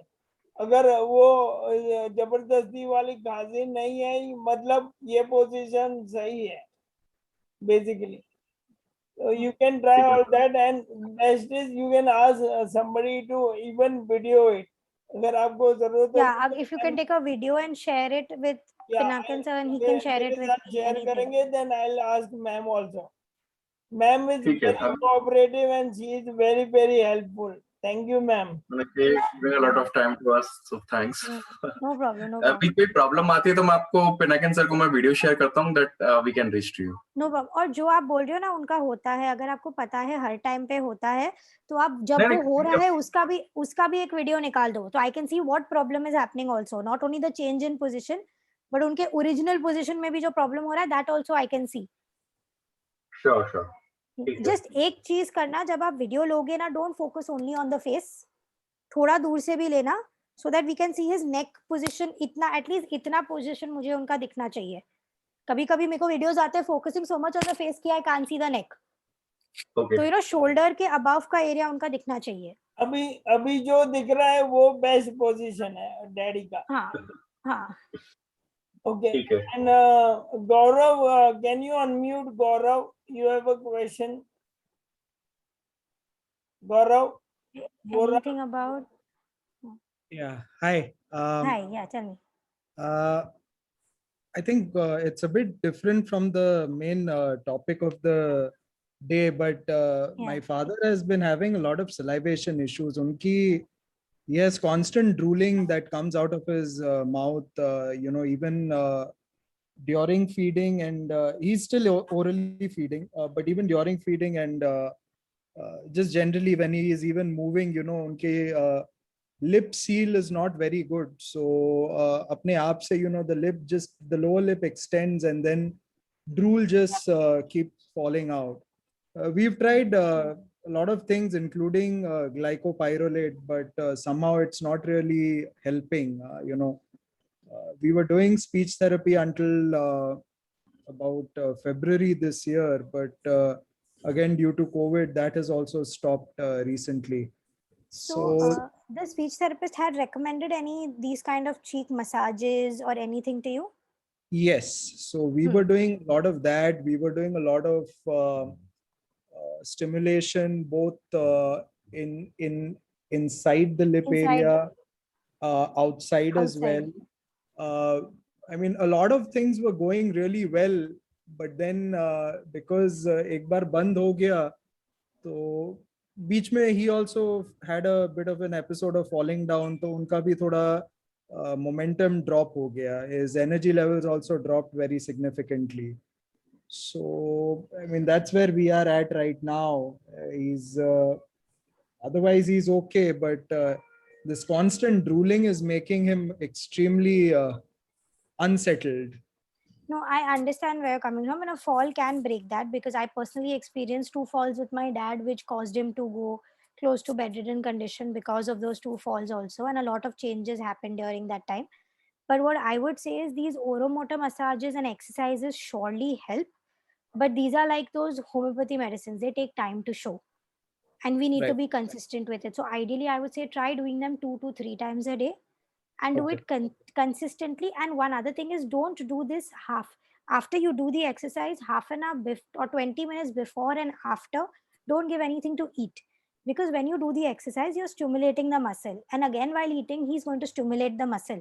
So we don't want overstimulation to take place. But I would say try consistently, because with therapy, I have seen it work. Of course, not to 100% level, I'm going to be very honest, but to at least a 60 to 70, 60% reduction I have seen personally, but with continuous regular. And unfortunately, this is something you cannot stop saying, abhi theek ho gaya hai, so I don't need to do it anymore. So this is an ongoing process. Jab you kam bhi ho gaya, to bhi you will still have to continue all this. Right. Understood. Thank you. Yeah, no problem. Doctor, if you actually another thing, sorry to interrupt. Another thing, Smita ji एक minute, Gaurav ji video on कीजिए ना. Can you hear me? Yeah. Yes. Yashna ji, if I actually noticed uncle, he was swallowing the saliva recently. उनको continuous salivation आ रहा है, and I think he was swallowing the saliva regularly. अभी मैं जब बात कर रहे थे, तो Gaurav, he is having a lot of salivation recently. Yeah, continuously, Pinakin bhai. I mean, it's been an ongoing issue for quite some time. Speech therapy had helped it reduce or maintain it, stabilize it. But then once he had that fall, things again picked up pace. You know, his energy levels dropped and his salivation again increased. We couldn't keep up the schedule for the exercises as well because a lot of time was going in just to maintain his day-to-day activities, his feeding and so on and so forth. Uncle મને 4 વાર fall થયા છે, એટલે ચિંતા નહીં કરો. આપણે મનોબળ એકદમ સ્ટ્રોંગ રાખો, આપણે સારું થઈ જશે. Don't worry. તમે ઊભા થઈને ગૌરવને પણ એક ધક્કો મારી શકશો. Yashna, Smita ma'am, sorry I interrupted, બોલીએ. No, not at all, no problem. I just wanted to just tell that, you know, sometimes the positioning of the neck also helps with less salivation, you know, like not, you can't be very erect sometimes, but if you're more, the more erect you are or slightly bit more, maybe 10 or 20 degrees slightly back, then the salivation is less. That's what I feel. That's you're very correct, Smita ji. But the main problem with him is the more erect he is, the more the salivation comes out of his mouth rather than going in. And what's also happening is because staying erect takes more energy out of the body. That's also something, you know, typically with MND patients, as you well know. The energy reserves are so less, so it's you know, his body just naturally slouches just to try and conserve it as much as possible. But you're very correct. I mean, that's something that we've also noticed. Slight slant, I would say, a slight slant position, right, that may just help with the salivation. And there are medications like atropine you can give. I'm sorry? Yes, Pinakin? Yeah, can you show Vivek ji if he's on? Yeah, I think he's feeding at the moment, so I'll let you know later. Yeah, what were you saying to Gaurav ji? Continue. No, there are some other medications as well, which can help, like atropine. You can have 2 drops of atropine in the mouth. These are atropine eye drops. I can send sort of a detail about what atropine you can take, and that helps to reduce the salivation as well. So that is what is given by the GP. Yes, please. Thank you. Sure. And one more thing, Yashna ji, do you get any patients who inquire about Botox injections? Because I know a lot of neurologists talk about it. They also recommend it. Correct. I mean, I don't know whether it's, I mean, I personally have been on the fence. I personally don't want to consider it, but it's something that I just like your inputs on. So I have had patients who come in for Botox injections, especially to manage the drooling and the saliva that excessive is there. But however, it is what I have seen so far. Again, it's not been a very big number to generalize, I would say, but we've seen very temporary relief. This is not solving the problem per se, it's just pausing it. As soon as the effect of the Botox is going to go down, you're going to come back to your original position. So you have to again go in for that. And many a times what happens is, because they've been injected for that particular period, it's fine. When it comes back, it gets even more irritating because the patient was used to without it, and after that they're like, okay, now why is this? So, you know, mentally also sometimes it takes a toll on them. So I think a neurologist is a better person to give you that advice on that, not me. But this is what personally I have seen in cases where it is a temporary relief and it comes back to it. I've not seen it's like, you know, after 2 or 3 injections, there's reduction or something. I've seen somebody go up to 2 injections, but I have not seen it when it comes back in a reduced way. It's still the same what it was before. Okay. Thank you. No problem. I have a experience, not the Botox, not for Sure. the saliva. Obviously, I'm a guy. Sure. For the bladder, people use the Botox, and it is definitely an answer in some cases, and temporary. You know, patient need a repeat Botox injection to help with their symptoms, but it can give the relief to them. And so I think you need to do more research and discuss with people who already had Botox and what is their experience like. Correct. Thank you. And Gaurav uncle મારે તમને કેવું હતું કે હું ગૌરવ વારે વાત કરું ને મને બહુ ગમે. ગૌરવ જ્યારે બોલે ને એટલું શાંતિથી અને એટલું પીસફુલી બોલે ને મને એમ લાગે કે મારી વાઈફ આવું બોલતી હોય તો કેવું મજા આવે. Even to regulate the saliva, can you hear me, Pinakin? Yeah, you are on speak. You can suck on a hard candy to regulate the saliva. Just keep it on your tongue and उसको suck करो, उससे भी फर्क पड़ता है. Okay, video on करेंगे ज्योति जी. Basically ज्योति जी ये बोल रहे हैं कि we can suck on a candy as in Hard candy orange candy ऐसे ना. or strepsils. Okay.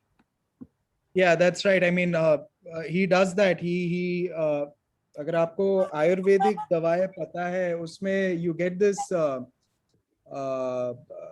it's called Kanthil.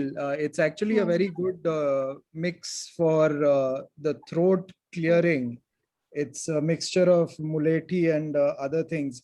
He uses that on and off to clear his throat. You know, it's also a very hard, sort of like a candy, but that's right. I mean, it's not a permanent solution, but it's a temporary relief, which he does reach out for ever so often. Okay, can you just write the name on the chat of the Yeah, candy? Yeah, it's I'll do called that. either Kanthil, Kantika. There are different brands of it. It's like a That's white right. bottle with a blue cap. Most of Yes. them. Yeah, but even when you're doing these sucking and everything, sometimes just make sure you don't do it around his food because mealtime, because then you're tiring his muscles during that period, because that sucking also requires him to use that muscle power. Correct. Yeah, basically, Yashna ji, I would like to introduce you to Jyoti ma'am. I don't think she was there last week. She had that thyroid. Jyoti ma'am, आप No, no, I was there last week also. I was there. She actually got her voice back in 6 months by chanting Om. तो आप सबको बताना चाहता हूँ कि ओम बोलते रहिए और अपनी आवाज को ठीक करिए. And I would also like to add one more thing. मुझे जब खांसी आती है और ये मैं I am using this, it is called Khadiradi Gutika. It is very useful for me.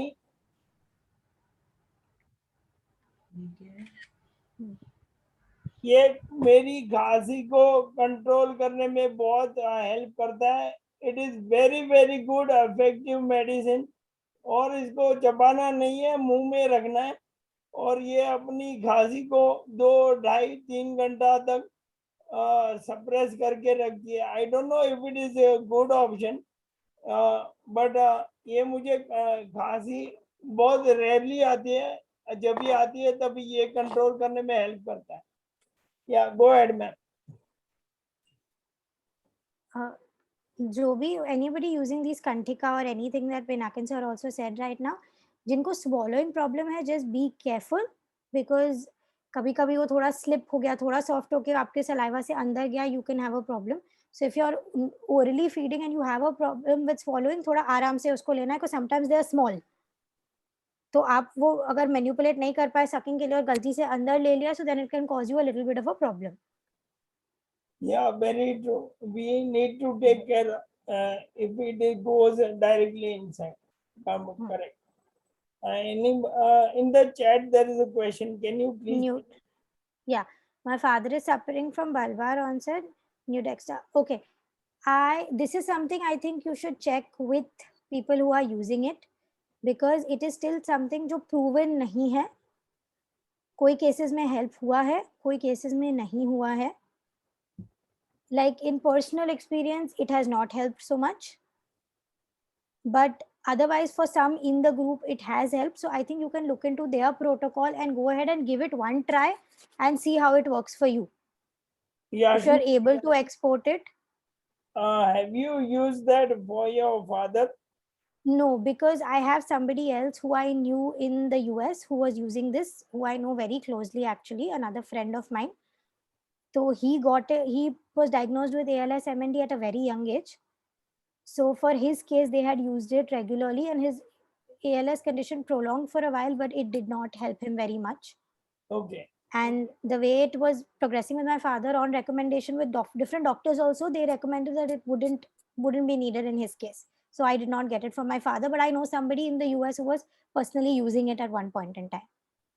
Okay, I would suggest everyone, आप ALS group के member हो, उसमें 250 लोग हैं, आप उसमें प्रेम सर का हर्ष बहुत लोग हैं, तो आपको प्रॉपर फीडबैक दे सकते हैं.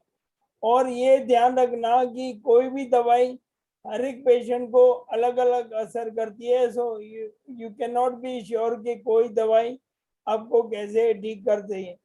Everybody has a different immunity and we need to make sure that we cannot depend on some other patient's experiences and feedback. और किसी और को कोई क्वेश्चन है, आप अनम्यूट करके पूछ सकते हो. Or in the chat, are there any other questions, ma'am? No, nothing else. Okay, We've answered. thank you. Can you? If kuch hua, they can always mail you in case there's yeah, anything. you have actually mailed me, but I was busy, so I could not share it with the group. I'll share it everything with the group today. Or No. Or can you give me the host right? Yeah, I'm just giving you 1 second. That's all.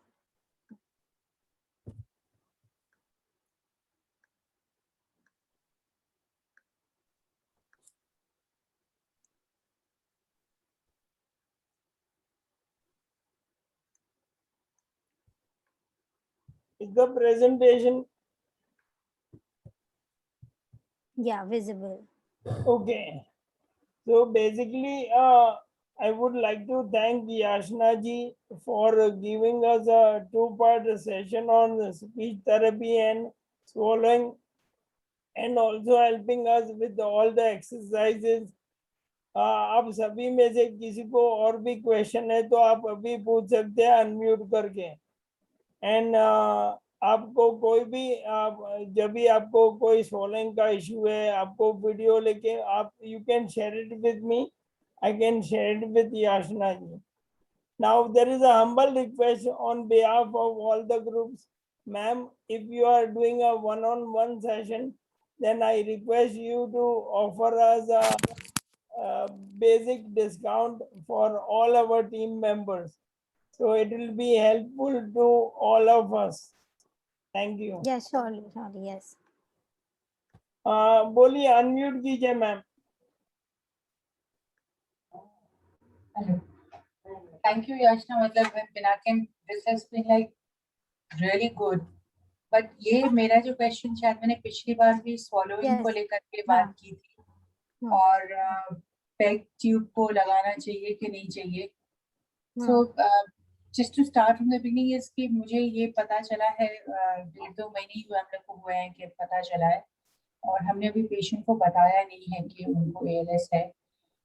She's 78 and वो थोड़ा सा मतलब हमें ऐसा लगता है जैसे कि उनको अगर अभी हम बोलेंगे तो इतना कंफर्टेबल नहीं फील कर रही है. खाने का जो मुझे है, जैसे पिछली बार आपने बोला था कि उनको दही खिला के देखना, क्योंकि ब्रेकफास्ट और डिनर जो हम सॉफ्ट फूड देते हैं तो वो ज्यादा आराम से खा पाती हैं। चोक अभी भी करती हैं, कोई जरूरी नहीं कि रोज करें, किसी दिन 2 बार चोक करती हैं, किसी दिन 1 बार करती हैं, बट हमेशा क्या होगा, और मैंने ग्रुप में भी ये चीज पूछा था कि वो जो करती हैं तो वो स्नीज करती हैं बहुत जोर से। आई थिंक हर्ष है वहां पे, उन्होंने या किसी ने मुझे समझाया था कि that's a defence mechanism, correct, it's a protective defense mechanism. छींक होती है तो क्या नाक से निकलता है, तो उनके नोज से कुछ नहीं निकलता है, नोज से कुछ नहीं निकलता, जो निकलता है वो मुंह से ही निकलता है। क्योंकि वो मैं नोट कर रही थी जब आपने पिछली बार बोला था, तो मैं हर बार माँ से पूछती हूँ, क्योंकि जब वो ऐसे मुंह में कपड़ा करके करती है तो पता ही नहीं चलता है कि नोज से निकला कि मुंह से निकला, लेकिन वो जब निकलता है तो मैं माँ से पूछती हूँ और नोज को देखती भी हूँ, तो उसमें कुछ दिखता नहीं है मुझे। सो इट्स बेसिकली जो कुछ भी निकल रहा है मुंह से निकल रहा है उनके, और मतलब पेस्ट तो वो खाने को तैयार ही नहीं है, बोलती है कि मैं पेस्ट नहीं खाऊंगी तो मसल ऑल वीक हो जाएगा, तो मैं तो चबा चबा के ही खाऊंगी ताकि मेरा मसल स्ट्रांग रहे। तो वो पेस्ट नहीं खाना चाहती है बिल्कुल भी, जब मैं खाना नहीं खाऊंगी वो मुझे मंजूर है। और वेट अभी टचवुड उनका मतलब मेंटेन है, so she was always a very small person, between 45 to 50 के आसपास उनका जिंदगी भर वेट रहा है। सो अभी वो 47 के आसपास वो है, so she is maintaining that weight, तो दैट इज फाइन। और उनको हर फूड के साथ होता है, ऐसा नहीं है कि ये है कि सॉफ्ट फूड हो या हार्ड फूड हो, मतलब चावल के साथ वो थकती ज्यादा है, you know she gets tired more trying to chew that rather than the softer food, so चावल के साथ वो थोड़ा ज्यादा थकती है, तो मुश्किल से मतलब 4-5 spoons of rice is all that she can eat. Lunch is absolutely not possible, but breakfast, lunch वो breakfast और dinner 2-2 रोटी हम उनको खिला सकते हैं। हलवा बना के देती हूँ तो वो खा लेती हैं, उसमें कभी मैं उनको, तो मैं नोटिस किया कि घी ज्यादा अगर देती हूँ तो it sort of goes in flows easy. down, it's like a lubricant for her, so it's easier for her Yes. to swallow, the sticking will be less. हाँ, सूजी के हलवे में अगर उनको बना के उनको घी के साथ, थोड़ा ज्यादा घी के साथ देती हूँ तो touchwood, but I have never noticed her choking, उसमें कभी भी नहीं हुआ उनको। हर 2-3 दिन पे एक बार देती हूँ, उसमें उनको कभी नहीं होता है। तो मेरे को सिर्फ ये था कि मैं पैक के लिए, जैसे इतनी बार मैंने ग्रुप में सुना ना कि निमोनिया का डर होता है, तो मैं वही पूछ रही थी कि वो जो हमें टेस्ट है, डॉक्टर्स मैंने पूछा था कि स्पूटम टेस्ट किसी ने मुझे सजेस्ट किया था कि स्पूटम टेस्ट आप करा सकते हैं, तो मैंने डॉक्टर से पूछा कि should I get a sputum test done, he said you can get it done but it's not you know the best thing, x-ray is best. अभी मैं एक्सरे तो कराने नहीं जाऊंगी उनको, क्योंकि दिल्ली में हालत तो बहुत ही खराब है, I just don't want to take the risk of going out in Delhi at all. तो स्पूटम टेस्ट से किसी को क्या फायदा होता है, I mean, can I get that, because that is something I can get somebody to come home and collect the sputum, and if I do get that test, because see I don't want to risk the pneumonia thing, तो मैं चाह रही थी regular interval पे अगर sputum test कराती रहूं, then I will know कि हाँ अब मेरे को पैक की जरूरत है, that is when I will talk to her. Correct. So see, you know, that's when I'll talk to her. I haven't yet talked to her.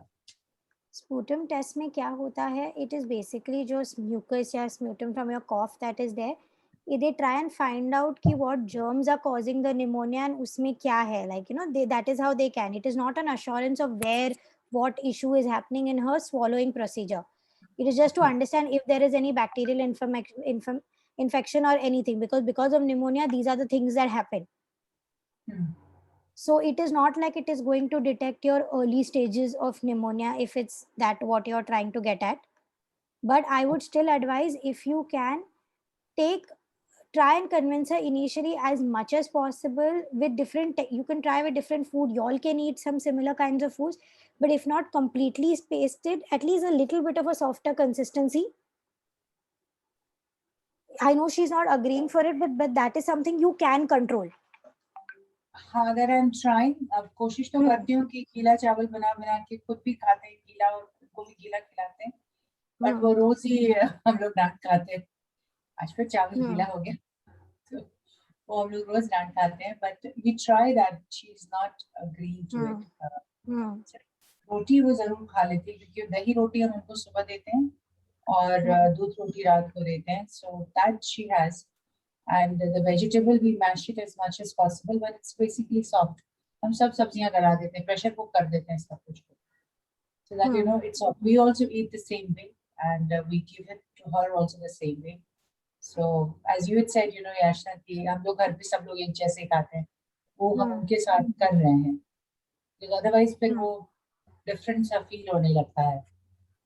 We do that, but वही मेरे को सिर्फ अभी इतना ये कोरोना की वजह से इतना दहशत फैला है कि हम जा नहीं पाते. I wanted to get that these 2 tests done, MBS and fees.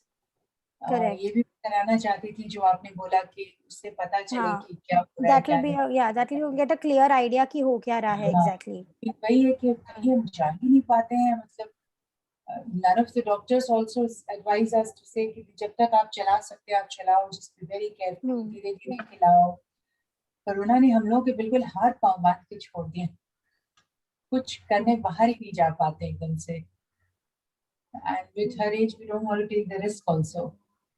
So basically Pragya ji, मेरा ये सुझाव है कि आप अभी बहुत ज्यादा रिस्क मत लीजिए. It is very very risky out there. Secondly, आप अगर भी बाहर जाएंगे टेस्ट करवाने को, कौन से हॉस्पिटल में क्या कौन पेशेंट वहां पे थे, यू नेवर नो. अगर नॉन कोविड हॉस्पिटल में भी रिस्की हो जाता है, तो आप ये ना, जैसे मैम ने बोला, you try and test with different types of food, different solubles, try different, और आप नोट कीजिए कि आपने ये दिया तो उनको अच्छा लगा, आपने वो दिया तो वो नहीं अच्छा. So make sure you note it down, और फिर जो चीज से उनको तकलीफ हो रही है वो आगे मत दीजिए. थोड़ा उन पे प्रेशर तो करना पड़ेगा, नहीं तो मेरे साथ वीडियो कॉल करवा लो, मैं सबको सीधा करता हूँ. हाँ नहीं पिनाकी जी, आपको मैंने पिछली बार दिखाया उनको और मैंने ऐसे ही बोला क्योंकि वो अपने स्पीच को लेके उनको थोड़ी सी टेंशन रहती है. She says कि before her first grandson gets married, she wants her speech to be back. So I told her कि टाइम लगेगा, पर आप देखो पिनाकिन को, उनको 4 साल लगा लेकिन आ गया ना. So she's still hopeful.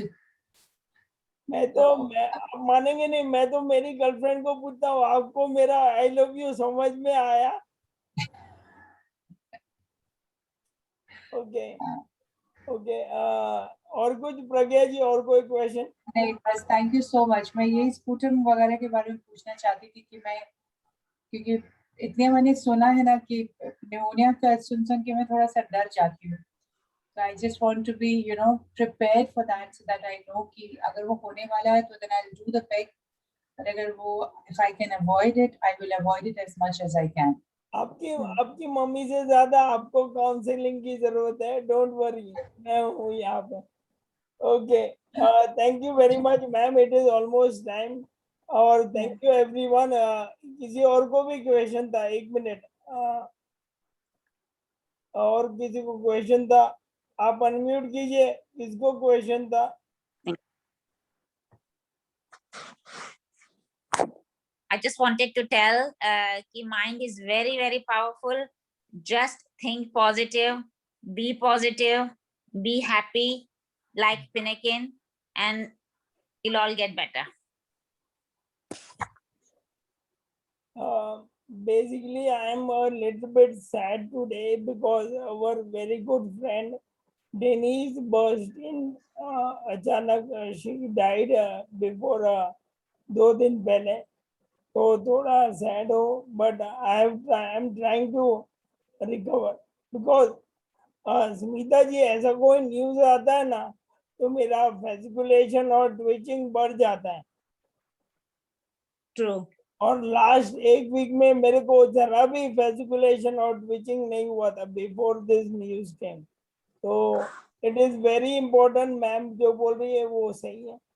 Try to be happy, share positive thoughts, और अपने आसपास सबको खुश रखिए और सबको डिप्रेशन में से निकालिए.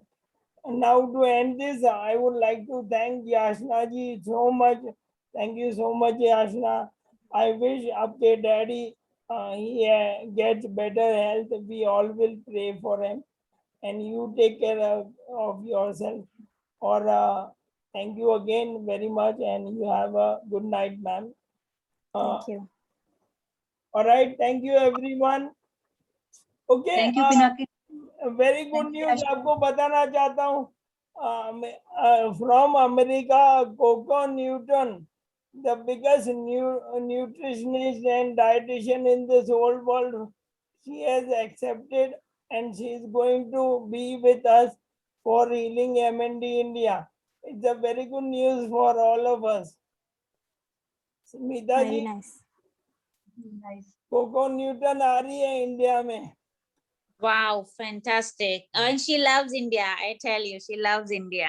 And fantastic news. Very good. हम उनके भी साथ एक सेशन करेंगे.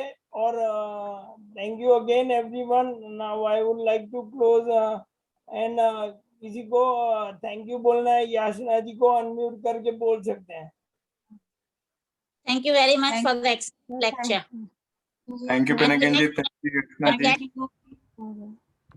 And thank you, everyone. Thank you, Pinakin. Pinakin ji. Thank you, Yasna ji. It was a pleasure having you in the MND healing. Thank you very much. And Pinakin, we should get her in our US healing ALS as a speaker, if we can arrange that. 100%. मैं सभी का career बनाने को ही यहाँ पे बैठा हूँ, और हमारे ग्रुप में एक दो जन क्या अभी शादी भी करवाने वाला हूँ. तो अभी healing MND India marriage bureau भी खोल रहा हूँ. Don't worry. By the way सबको बता दूं, Yachna ji is married. Okay, thank you everyone. Have a good night and be safe. Take care everyone. Bye. Bye bye. वाह स्मिता जी, एंड में आपने वीडियो ऑन किया.